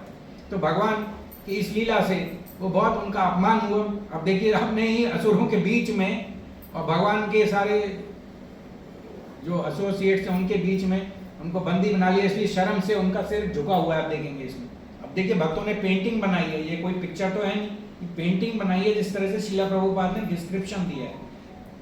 इस्कॉन मंदिर के जो रशियन भक्त हैं वो पेंटिंग बहुत अच्छी बनाते हैं। तो काफ़ी सारी पेंटिंग जो है हम कृष्णा बुक में देखेंगे या भागवतम में देखेंगे, काफ़ी सारे रशियन भक्तों ने बनाई है। तो इसमें आप देखिए हर चीज़, आप जैसे वामन देव सिंहासन पे बैठे हुए हैं, है ना, और ये जो है बंधे हुए वरुण पाश से। तो भगवान यहाँ पर बलि महाराज को अपमानित कर रहे हैं, है ना, और एक तरह से बहुत बेइज्जती हो रही है यहाँ पे बलि महाराज की। आप देखें बलि महाराज का सारा कुछ चला गया, गुरु से भी श्राप मिल गया, उनकी पत्नी विंध्यावली भी कह रही है कि वे तीसरा पग यहाँ रख लो, ये तीसरा पग यहाँ कैसे रखेंगे, ये शरीर भी तो आपका ही है, तो तीसरा पग ये रखने का क्या मतलब हो। तो विंध्यावली भी, उनकी पत्नी भी उनको कोस रही। गुरु तो श्राप देके चले, मतलब उन्होंने त्याग ही दिया अपने शिष्य को, शिष्य ने गुरु को त्याग दिया, गुरु ने शिष्य को त्याग दिया और कह दिया कि आप जो है आपका सारा ऐश्वर्य चला जाएगा। तो भगवान ऊपर से दिखा रहे हैं कि किस तरह से उनको अपमानित कर रहे हैं और उनकी पीड़ा दे रहे हैं। तो इस तरह से जो है वो उनको बता रहे हैं कि आपने मुझे जो झूठा वादा किया उस वादे को आप नहीं निभा पाए, इसलिए आपको नरक में जाना पड़ेगा। और इसलिए उनको यहाँ पे गिरफ्तार किया गया। तो अब ये जो क्वेश्चन था कि उनको गिरफ्तार क्यों किया, उन्हें बंदी क्यों बनाया गया, बंदी इसलिए बनाया कि वो अपने वादे को पूरा नहीं करता। ठीक है, तो ये परीक्षित महाराज को सुखदेव गोस्वामी से आंसर मिल गया। अल्टीमेटली भगवान ये दिखाना चाह रहे थे, जब मैं किसी भक्त को परेशानी में रखता हूँ, उसको दुख देता हूँ, उसको कष्ट देता हूँ, उसको खूब उसका सब कुछ छीन लेता हूँ, तब भी भक्त जो है मेरा आश्रय नहीं छोड़ता है और सहन करता है। तो यहाँ पे आप देखेंगे सब कुछ दे दिया भगवान को, फिर भी सहन कर रहे हैं, हाथ जोड़े, सिर झुकाए खड़े हैं। अब सबसे ज्यादा जो खराब सिचुएशन आती है तब आएगी, अभी आप देखेंगे अगली स्लाइडों में, जब प्रहलाद मारा जाएंगे कि भाई अपने राज्य में उनका पोता वरुण पास से बंधा हुआ है और उसका मुंह झुका हुआ है, वो अपने बाबा को जाके प्रणाम तक नहीं करने की स्थिति में है और वो अपने ही राज्य में एक बंदी की तरह बंधा हुआ, जैसे उसने कोई बहुत बड़ा अपराध किया, जैसे कोई क्रिमिनल को लाया जाता है ना, तो उसे मार करके, पीट करके, कोड़े लगा करके, चेनों में बांध करके उसको लेके जाया जाता है। जैसे जज में भी, जैसे अगर किसी न्यायालय में भी किसी को ले आया जाता है तो उसके हथकड़ी लगी रहती है उसको कि वो भाग ना जाए वहां से, तो हथकड़ी लगी रहेगी या 3-4 गार्ड रहेंगे उसको, कहीं वो भाग ना जाए। तो यहाँ पर भी भगवान के एसोसिएट्स थे, भगवान के पार्षद थे, जो उसको बंदी बना करके भगवान के सामने पेश कर रहे थे। तो आप देखेंगे यहाँ पे भगवान के 3 पग हैं, एक से ऊपर और नीचे से नीचे लोग, और तीसरा पग बलि महाराज के सिर पे रख रहे हैं भगवान। तो ये 3 पग हुए। तो भगवान ने धर्म की बात की, लेकिन खुद ही जो है धर्म का पालन नहीं किया इस लीला में, आप देखिए, है ना। और ये भगवान ने इसलिए किया क्योंकि भगवान बलि महाराज का गुणगान कराना चाहते थे। गुणगान भक्त का कब होगा? जब वो परेशानी में भी सहन करेगा, सहन करेगा और उसने सब कुछ दे दिया भगवान को, सारा कुछ दे दिया, सब कुछ, है ना? हरे कृष्ण प्रभु जी, थोड़ा प्रसाद ले आओ। हाँ ले ली, ठीक है।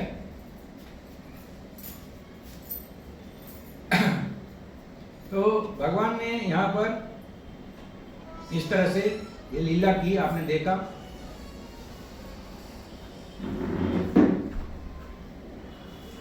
भगवान अपना चरण जो है उनके सिर पर रख रहे हैं, और अब देखिए जिसके सर पे भगवान अपना चरण रखेंगे वो कितना भाग्यशाली व्यक्ति है। तो भगवान का चरण से स्पर्श होते ही वो व्यक्ति शुद्ध हो जाएगा, उसकी सारी अमंगल इच्छाएं सब नष्ट हो जाएंगी उसी समय। तो अब उस समय क्या होता है, प्रहलाद महाराज की एंट्री होती है। प्रहलाद महाराज अब देखते हैं कि मेरा पोता जो है शिव वरुण पास में बंधा हुआ है, इसने क्या किया बेचारे ने, तो क्या हुआ, तो प्रहलाद महाराज भी आके भगवान को, देखिए वो तो शुद्ध भक्त हैं, उनको पता है भगवान जो भी करेंगे वो सबके लिए बेस्ट करेंगे, भगवान के ऊपर उन पे पूरा वेस्ट है ना। तो यहाँ प्रहलाद महाराज आते हैं और वो देखते हैं कि किस तरह से उनके पोते बंधे हुए हैं बलि महाराज, और प्रहलाद महाराज भगवान के समक्ष प्रार्थनाएं अर्पित करते हैं, भगवान के लिए बहुत सुंदर सुंदर प्रार्थना करते हैं। भगवान से प्रार्थना क्या करते हैं कि मेरे अंदर कोई भौतिक इच्छा नहीं है, मेरा भौतिक आकर्षण नष्ट कर दीजिए। भौतिक इच्छा मतलब क्या? इंद्र तृप्ति की इच्छा, है ना, कोई भी ऐसी इच्छा जिसमें भगवान नहीं है, भगवान की भक्ति नहीं है। तो इसी तरह से प्रचेतास जो थे 10,000 जो दक्ष प्रजापति जी के शिष्य जो पुत्र थे, प्रचेतास थे, जिन्होंने शिव की भक्ति की, और शिव की भक्ति से उन्होंने फिर भगवान शिव से विष्णु भक्ति का वरदान लिया, और विष्णु जब प्रकट हुए तो उन्होंने कहा कि आप वरदान मांगो। तो उन्होंने क्या वरदान मांगा? उन्होंने वरदान मांगा कि मैं हरि कथा, कृष्ण कथा भक्तों के संग में हमेशा सुनता हूँ। और भगवान उनसे क्यों प्रसन्न थे कि वो 10,000 जो पुत्र थे दक्ष प्रजापति जी के, वो आपस में मेल जोल से रहे, झगड़ा नहीं हुआ किसी में। तो मेल मिलाप से रहना, हमको किसी का आइडिया अच्छा नहीं लगे तो हम उससे प्रेम पूर्वक बात करके उसको सुलझाएं, हम झगड़ा नहीं करें। हम लोग भक्ति कर रहे हैं, भक्ति में झगड़ा करने से भगवान नाराज हो जाएंगे। तो इस तरह से आप देखेंगे कि भगवान उसको धन देते हैं, देखिए भगवान उसको धन देते हैं जब भगवान को कंफर्म हो जाएगा उसको धन देने से ये भक्ति से विचलित नहीं। जैसे सुदामा को भगवान ने धन दिया और यहाँ बलि महाराज से धन लिया। सुदामा को धन नहीं चाहिए था, वो तो बेचारा मांग भी नहीं पाया। जब भगवान के महल में घुसा था तो वो भगवान से मांगना भी भूल गया। वो तो भगवान उसके हृदय में अंतर्यामी रूप में विराजमान है, तो वो जान गए कि किस लिए आए थे। इनको पत्नी ने भेजा था, वो तो आना भी नहीं चाहते थे। तो जब पत्नी ने भेजा था तो उन्होंने वहां पे आकर के जब भेजा और फिर भगवान ने उनको बिना मांगे सब कुछ दे दिया, और इधर बलि महाराज का सब कुछ ले लिया। तो वहां पर क्या था, सुदामा को नहीं चाहिए था, वो सुदामा बिल्कुल विरक्त थे, तो भगवान ने धन दे दिया, क्योंकि उनको पता है धन दे करके भी जब भगवान ने उनको महल दिया ना सुदामा को, सुदामा तब भी जमीन पर सोते थे, बिस्तर पे नहीं सोते थे, जमीन पे सोते थे, क्योंकि उनको पता है मैं भगवान का सेवा को, ये भगवान का सामर्थ्य से मुझे महल और ये सब ऐश्वर्य प्राप्त हुआ है। वो जमीन पे सोते थे। कितनी बड़ी बात है, इतना कुछ होने के बाद वो सोच रहे हैं कि नहीं मैं इसको डिजर्व नहीं करता। तो आज तो यही हमको समझना है, और इसलिए मैंने बताया कि हर व्यक्ति, जब आदमी अपने आप को अयोग्य समझता है, वही भक्ति में आगे बढ़ने की सबसे बड़ी योग्यता है, कि उन्होंने अपने आप को अयोग्य समझा कि मैं बिस्तर पे सोने लायक नहीं, है ना, इस तरह से। तो भक्ति ये जानता है मैं भगवान का शाश्वत सेवक हूं, भक्त ये जानता है। तो इस तरह से वो भगवान की सेवा करता है। और उसके बाद ब्रह्मा जी आए। देखिए पहले शुक्राचार्य थे सीन में, फिर विंध्यावली आई, फिर उसके बाद प्रहलाद महाराज आए। प्रहलाद महाराज ने तो कुछ नहीं किया, भगवान से प्रार्थना की। भगवान ने कोई ये नहीं बोला आपने मेरे पोते को क्यों बांध दिया है, उसने बेचारे ने क्या किया है, उसको छोड़ दो, ऐसा नहीं बोला। प्रहलाद महाराज प्रार्थना कर रहे हैं, प्रार्थना कर रहे हैं, गुणगान कर रहे हैं। और जो है ब्रह्मा जी प्रार्थना करते हैं, है ना। और विंध्यावली ने तो ये भी कहा कि आपने ये जो ब्रह्मांड बनाया है ना, ये अपनी लीलाओं को करने के लिए बनाया है। लेकिन कुछ मूर्ख लोग ये सोचते हैं, है ना, कुछ अभक्त हैं और ऐसे आपके ऊपर विश्वास नहीं करने वाले लोग सोचते हैं कि वो सोचते हैं कि ब्रह्मांड उनका है। इनडायरेक्टली वो अपनी पति की बुराई कर रही थी भगवान से, क्योंकि वो भगवान की भक्त हैं।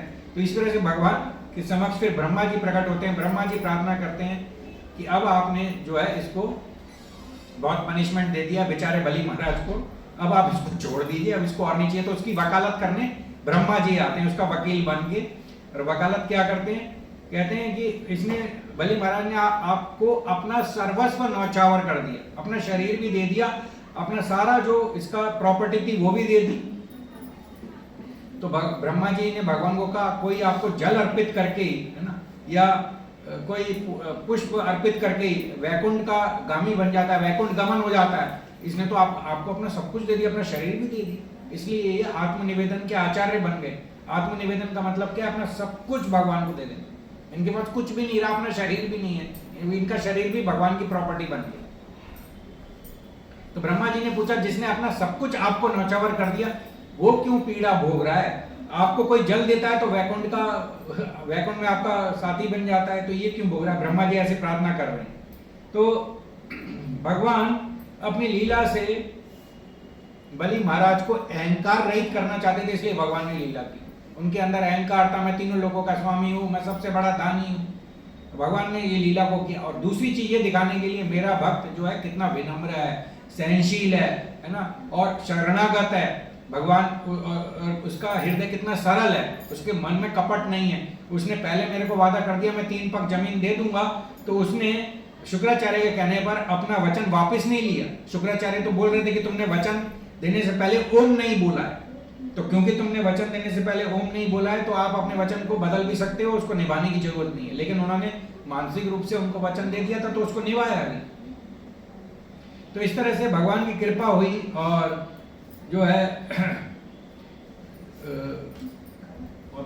ये जो है ये हुआ। फिर ये वाला तो मैंने आपको बताया। फिर भगवान जो है बलि महाराज का गुणगान करते हैं, क्योंकि बलि महाराज ने सब कुछ अपना दे दिया। ब्रह्मा जी ने प्रार्थनाएं की, इधर प्रहलाद महाराज भी आके प्रार्थना से भगवान का गुणगान कर रहे हैं। प्रभुपाद कहते हैं कि एक व्यक्ति की महानता कैसे पता लगती है? एक व्यक्ति की महानता तब पता लगती है जब वो विपरीत परिस्थिति में अपने मन को जो है समता में रखे। मान लीजिए कोई ऊपर बाहर जाकर के आपको माला पहना रहा है तो आपको गुस्सा आएगा क्या? नहीं आएगा। लेकिन बाहर जाके कोई आपको चांटा मार रहा है तो चांटा मार करके भी आप एकदम ऐसे नॉर्मल बने रहो, तो वो आपकी महानता है।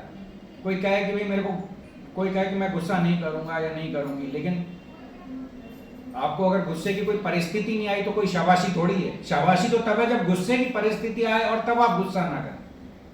तो ये जो है भगवान बताते हैं यहाँ पे कि जिस तरह से सहनशीलता बलि महाराज ने अपनी दर्शाई, वो एक बहुत ज्यादा बड़ा गुण है बलि महाराज का। और भगवान ने बलि महाराज का इस लीला से गुणगान बढ़ाने के लिए, गुणगान करने के लिए लीला की कि मेरे भक्त देखो कैसे होते हैं। मैं उनकी इतनी कड़ी परीक्षा लेता हूं तब भी वो जो है विनम्रता से, सहनशीलता से, शरणागति के भाव से, समर्पण के भाव से मेरे प्रति बिल्कुल जो है आश्वस्त रहते हैं, मेरे आश्रय में हमेशा रहते हैं। तो इस तरह से उन्होंने, भगवान ने ये चीज को इस लीला से बताया। और वामन देव को जो है बलि महाराज की भक्ति इतनी अच्छी लगी कि भगवान ने कहा कि मैं तुमको सूतल लोक में ले जाऊंगा और अगले मनवंतर में तुम्हें इंद्र की पोस्ट दूंगा। अगले मनवंतर में, यानी कि अगले मनवंतर में तुमको इंद्र की पोस्ट दूंगा, और इस मनवंतर में जो अभी चल रहा है उस मनवंतर में आप सूतल लोक में रहोगे और मैं आपका द्वारपाल रहूंगा। और मैं आपको जो है वहां के जीवों से बचाऊंगा, और जो जीव आपके नियम कानून को फॉलो नहीं करेगा या आपसे द्वेष करेगा उसका सर मेरा सुदर्शन काट देगा। तो ये बात भगवान ने कहा कि वामन देव जो है भगवान के बलि महाराज के द्वारपाल बन गए। तो इसलिए भगवान कभी जो है अर्जुन के सारथी बन जाते हैं, बलि महाराज के द्वारपाल बन जाते हैं, कभी कुछ बन जाते हैं, कभी कुछ बन जाते हैं। ये भगवान की कृपा है, भगवान की विनम्रता है, भगवान का गुण है कि भगवान अपने भक्तों के लिए कुछ भी कर सकते हैं। जिसका सब कुछ है उसको कुछ करने की जरूरत क्या है, लेकिन फिर भी वो कुछ करते हैं क्योंकि उन्हें भक्तों से प्रेम है और भक्तों को उनसे प्रेम है। तो यही प्रेम के कारण जो है हम भगवान को जो है, जैसे चौराग्रह गण्य अष्टकम जो हम पढ़ते थे बल मंगल ठाकुर का, उन्होंने कहा भगवान बिल मंगल ठाकुर को स्पर्श करके भाग जाते थे। तो बिल मंगल ठाकुर तो आंख से अंधे थे क्योंकि उन्होंने अपनी आंख फोड़ ली थी, लेकिन वो समझ गए थे कि ये स्पर्श भगवान का है। तो भगवान से उन्होंने कहा बिल मंगल ठाकुर ने कि भगवान आप मेरा स्पर्श छुड़ा करके अपना हाथ छुड़ा के तो भाग सकते हो, लेकिन उसका क्या जब मैंने आपको अपने हृदय रूपी जेल में आपको कैद कर लिया, उससे आप निकाल के दिखाओ, उससे तो आप निकल नहीं सकते। तो भगवान हार जाते हैं ऐसे भक्तों की प्रार्थनाओं से और वैष्णव भजन से, जो इतने प्रेम से भगवान के लिए भजन लिखते हैं और उनकी संरचना करते हैं, उसको गाते हैं भगवान के सामने, भगवान आते हैं सुनने के लिए। अब ये जो भजन मैंने आपको आज सुनाया है ये भी मतलब बहुत ज़्यादा, इसलिए ये जो भजन है ये रसिक भजन है, ये रसिक भजन है दूसरे संप्रदाय का, लेकिन इसमें क्या है, हम भगवान कृष्ण की महिमा को ही गा रहे हैं कि भगवान महान कितने हैं, कितने महान है भगवान।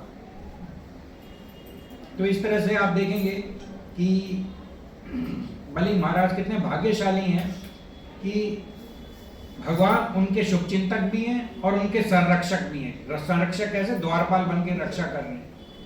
तो सूतल लोक में जो भी ऐसे हिंसक जीव और प्राणी हैं उनसे रक्षा कर रहे हैं भगवान द्वारपाल के रूप में। और प्रहलाद महाराज को भी भगवान ये, और फिर अब जो है अब ये जब ये हो जाता है तो उसके बाद जो देवी देवता है उनको स्वर्गलोक वापस मिल जाता है, वामन देव उनको स्वर्गलोक लौटा देते हैं, है ना। और बलि महाराज भगवान वामन देव का जो है आभार प्रकट करते हैं, और भगवान ने देखिए अदिति की भी इच्छा को पूरा किया, यहाँ अदिति की इच्छा को पूरा किया, बलि महाराज के घमंड को भी तोड़ा कि मैं सबसे बड़ा दानी हूँ और सबसे बड़ा तीनों लोगों का स्वामी हूँ, मैं कुछ भी दान कर सकता हूँ, वो घमंड भी तोड़ा। अपने भक्त का गुणगान भी कराया, मेरा भक्त कितना सहनशील होता है। देखिए भगवान एक तीर से कितने निशाने करते हैं, एक लीला की तो यहाँ पे क्या क्या हो रहा है इंद्र को स्वर्ग मिल गया, अदिति की इच्छा पूरी हो गई, बलि महाराज का गुणगान हो रहा है कि वो कितने सहनशील भक्त हैं, बलि महाराज का अहंकार भी तोड़ रहे हैं, है ना, और क्या क्या चीज हो रही है सब कुछ, है ना। और फिर प्रहलाद महाराज फिर भगवान का गुणगान करते हैं कि किस तरह से जो है कि आप जो है कितने महान हैं। तो प्रहलाद महाराज तो हमेशा जो है गुणगान करते रहते हैं, और भगवान जो है फिर प्रहलाद महाराज को भी कहते हैं कि आप भी सूतल लोक में जाइए। तो एक तो जैसे क्या होता है, जैसे आप देखेंगे उद्धव जो हैं, उद्धव वैकुंठ में भी हैं और गोवर्धन की तलाटी में भी हैं, किस तरह से एक घास के तिनके के रूप में, है ना।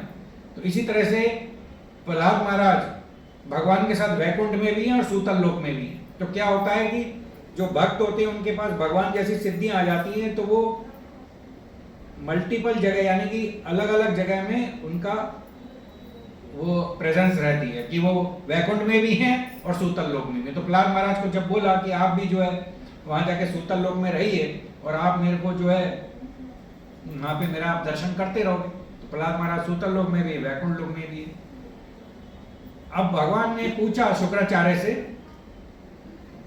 आप अपने शिष्य की गलती बताइए। भगवान अब शुक्राचार्य से पूछ रहे हैं, आपने बलि महाराज को शराप दिया, आप अपने शिष्य की गलती बताइए। तो शुक्राचार्य क्या कह रहे हैं, भगवान वो कह रहे हैं कि जहां आप स्वयं मौजूद हैं या स्वयं उपस्थित हैं वहां तो सब कुछ मंगलकारी ही होता है, वहां तो कुछ खराबी हो ही नहीं सकती। और जब आपका नाम लिया जाता है तो वहां सारी की सारी गलतियां चली जाती हैं। जिस तरह से सूर्य का प्रकाश अंधकार को निगल जाता है, इसी तरह से जब आपका नाम लिया जाता है तो वहां पे सब जो गलतियां हैं या जो हानि है या जो भी कोई कमी है वो अपने आप ही दूर हो जाती है। और फिर इस तरह से सारे देवी देवता भगवान की पूजा करते हैं जब भगवान इंद्र को अपना राज्य वापस दिलवा देते हैं। और इसकी फलश्रुति ये है कि ये जो कथा हमने सुनी है, ये जो पूरा जो एपिसोड सुना है, समुद्र मंथन से लेकर के अब तक जो भी हमने सुना है या हमने श्रवण किया है, इसकी फलश्रुति है कि हमें भी भगवत धाम की प्राप्ति होगी, इसकी फलश्रुति है। तो इसीलिए इसमें क्या सीख है ये मैंने आप सबके लिए लिखा है, कि मैंने आज ही इसमें से डिराइव किया है। पहली सीख क्या है, गुरु और वैष्णवों की सेवा के बिना आध्यात्मिक प्रगति संभव नहीं है। तो यहाँ पे इंद्र ने गुरु की और वैष्णवों की सेवा बंद कर दी, इसलिए वो वीक हो गए। दूसरी सीख क्या है, जब कोई हमारे घर में आता है तो हमें उसका आदर सत्कार करना चाहिए, जिस तरह से बलि महाराज ने वामन देव का किया। हमें उसको जल देना चाहिए, उसको आसन देना चाहिए और मीठे शब्द बोलने चाहिए। तो जब वामन देव मिले थे तो उन्होंने वामन देव का गुणगान किया, वामन देव ने बलि महाराज का गुणगान किया। तो ये सारा है, ये हमको करना चाहिए। वैष्णव की कृपा से भगवान के दर्शन का मार्ग खुलता है। अगर हम कहें कि भाई, जैसे मैंने आपको क्या बताया कि हम जो है हम तो इतने अशुद्ध हैं, हम राधा रानी के पास डायरेक्ट नहीं जा सकते।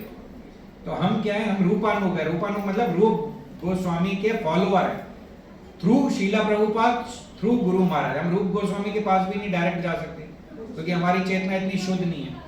तो क्या है कि हम जो है गुरु महाराज और शीला प्रभुपाद और फिर भक्ति सिद्धांत सरस्वती ठाकुर, वो जो 6 हमारी गुरु परंपरा से 6 गोस्वामी हैं, उसके बाद जाके हमारी जो प्रार्थना है, हमारी जो इच्छा है, वो राधा रानी तक पहुंचेगी। राधा रानी फिर कृष्ण को बोलेंगे और फिर कृष्ण हमें स्वीकार करेंगे। तो कहने का मतलब क्या है कि हमें वैष्णव की कृपा चाहिए। और ये जो सेवा हुई, मान लीजिए जैसे हमने अपनी सेवा से अपने अथॉरिटी को, हिज ग्रेस सैजनाथ प्रभु जी को प्रसन्न किया, तो ये प्रसन्नता अल्टीमेटली भगवान की प्रसन्नता के लिए था। अगर वो प्रसन्न हो गए तो भगवान भी प्रसन्न हो गए होंगे, मेरा मानना है। तो कहने का मतलब है क्या कि क्योंकि वो भी जो सेवा कर रहे हैं, वो प्रेसिडेंट उनको जो बोलता है, टेम्पल प्रेसिडेंट को जो शास्त्रों से या जीबीसी से जो आदेश मिलता है ना, जीबीसी से जो आदेश मिलता है वो भगवान का ही आदेश है। वो जो आदेश है वो हम फॉलो कर रहे हैं, हमको भगवान की प्रसन्नता मिलेगी। फिर संतोष का सिद्धांत बताया था वामन देव ने कि विधि के विधान से जो प्राप्त हो जाए उसमें संतुष्ट और प्रसन्न रहना चाहिए। ये तो भगवान को जल्दी से संतुष्ट करने का या प्रसन्न करने का मार्ग में भी आता है। और भगवान को प्रसन्न करने के लिए क्या है, हमें धैर्य रखना चाहिए, विपत्ति में धैर्य, और सहनशील होना चाहिए, सरल हृदय का होना चाहिए या शरणागत होना चाहिए। भगवान को हमारी संपत्ति नहीं चाहिए, हमारा प्रेम चाहिए। तो जैसे रामायण में एक श्लोक आता है, हरि व्यापक सर्वत्र समाना, प्रेम ते प्रकट वही मैं जाना।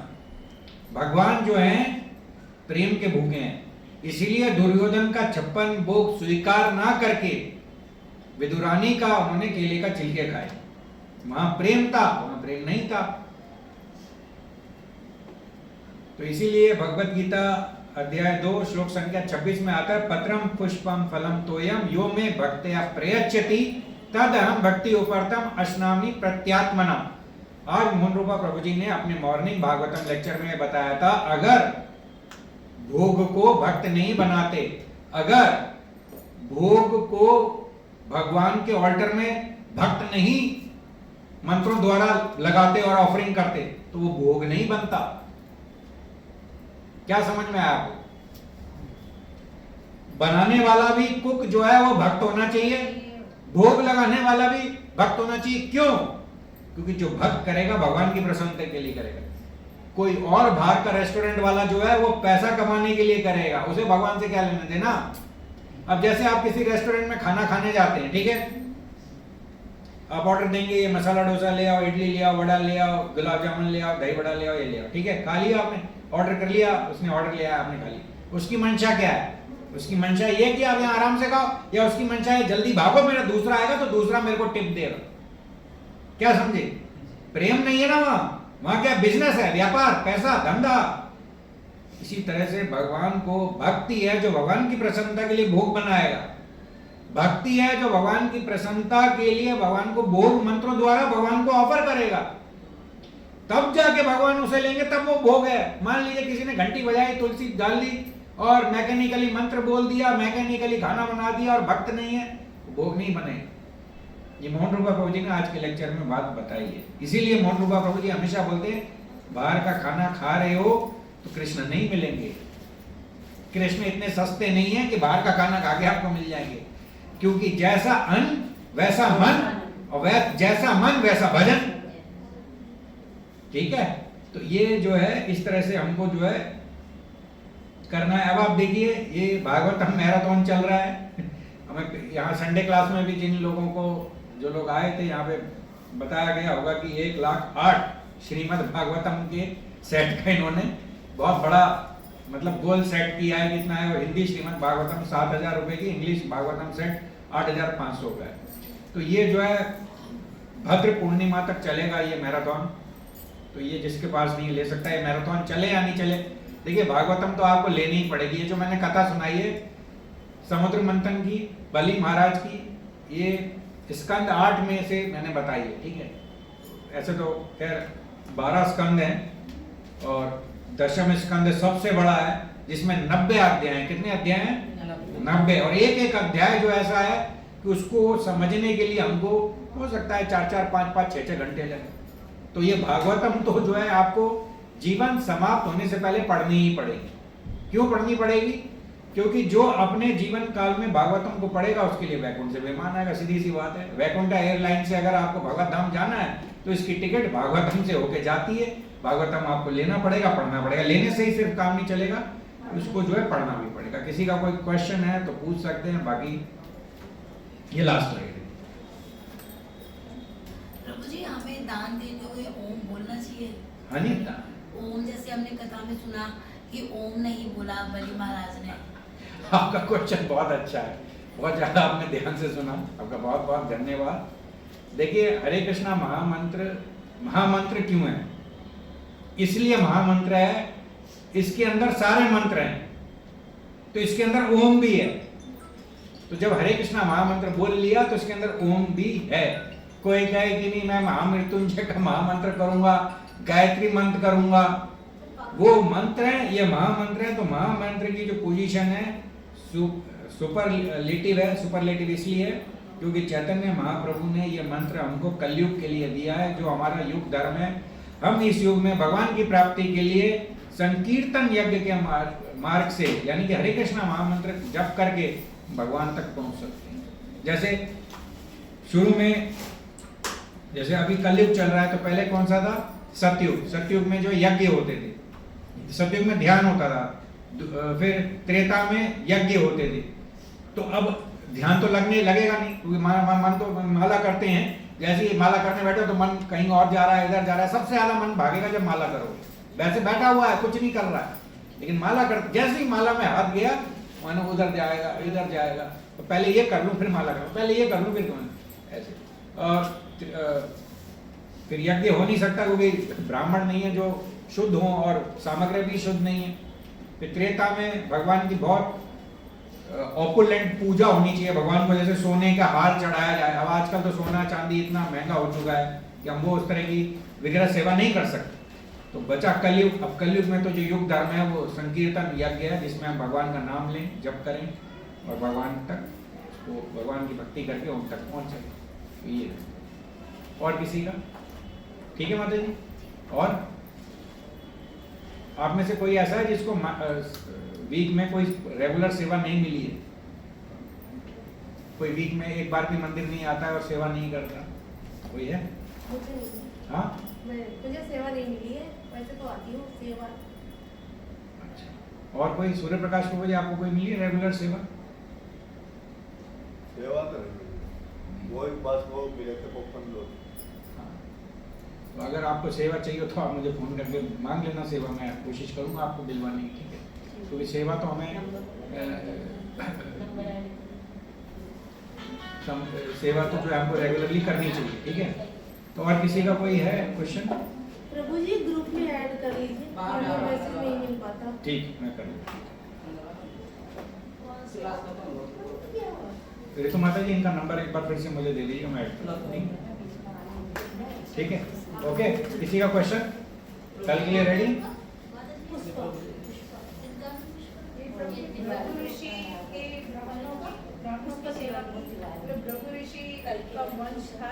भृगु ऋषि के जो वंश था वो ब्राह्मण थे, उनके कांटेक्ट में होंगे, उनकी सेवा कर रहे थे। तो उन्होंने विश्वजीत यज्ञ करने के लिए बोला कि भाई आपने इंद्र का सिंहासन ले लिया, वो इंद्र का सिंहासन आज तो मिल गया, लेकिन आपकी पोजीशन स्टेबल बनी रहे, तो इसलिए एक यज्ञ करिए जिसका नाम है विश्वजीत यज्ञ। वो भागवतम में भी लिखा होगा।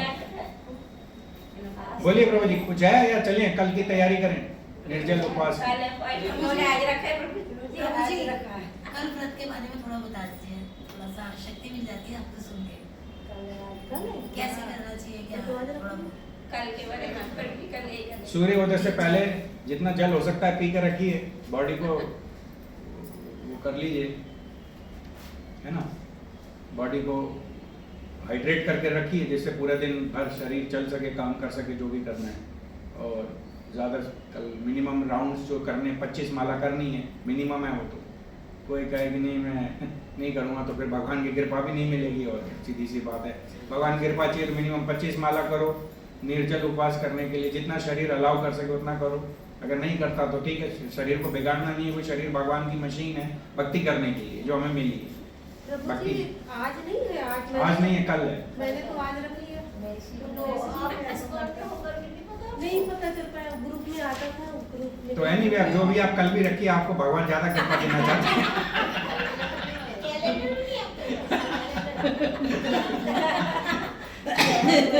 आपको 2 दिन की कृपा मिल रही है, हमें 1 दिन की मिलेगी। और बोलिए हरे कृष्ण प्रभु जी। क्या ये इसका और उसमें लिखा नहीं है, ऐसे तीन प्रकार के जो आपको ले गई, आपको दूसरी क्या लगा? ये मुझे इसकी फोटो खींच के आप भेज देना, तो फिर मैं इसको पढ़ के फिर समझाऊंगा। इसकी फोटो खींच के जो पॉइंट समझ में नहीं आया, जो समझ में नहीं आया वो ऑडियो में भेज देना, और ये पेज का फोटो भेज देना, ठीक है? इसको उसमें ले, ये तो आज के लेक्चर से तो नहीं है। नहीं, आज के हाँ, तो ये मुझे आप उसको फोटो शरीर का मन से बातें मत करिए। ताकि सब भक्तों के लिए विपदाओं से उत्पन्न जिनका किसी का बस नहीं। तो इसमें क्या पूछना है? तो ठीक है ना, 3 प्रकार के दुख होते हैं। देखिए हमको 3 प्रकार के दुख होते हैं, मन तथा शरीर से उत्पन्न दुख, अन्य जीवों द्वारा पहुंचाए गए दुख, तथा प्राकृतिक विपदाओं से उत्पन्न दुख जिन पर किसी का वश नहीं होता। 3 तरह के दुख हमें मिलते रहते हैं। मन और शरीर से क्या दुख है? शरीर बीमार हो जाता है, मन जो है भक्ति में नहीं लगता, या लगता है तो फिर इच्छाओं से परेशान करता है, ये चाहिए वो चाहिए, मिलता है नहीं, तो मन परेशान करते हैं। दूसरा क्या है? अन्य जीवों द्वारा पहुंचाए गए दुख। अन्य जीव क्या है? पड़ोसी जो है आपको सोने के समय में म्यूजिक बजा रहा है, पार्टी कर रहा है, ढम ढम ढम ढम जोर जोर से उसने वो स्पीकर लगा दी है, क्या करोगे? मच्छर काट रहे हैं, मच्छर खून पी रहे हैं, अब आप क्या करोगे? भक्त जो है मच्छर को नहीं मारते हैं, वो मॉस्किटो नेट लगा के सो जाते हैं, या गाय के कुंडे जलाते हैं, ठीक है? क्योंकि हर जीव जो है भगवान का अंश है, तो हम उसको किसी को हानि नहीं बताते। दूसरा तीसरा प्राकृतिक विपदाओं से उत्पन्न। मान लीजिए अभी यहाँ पे जो है अर्थक्वेक आ जाए, भूकंप आ जाए, क्या करोगे?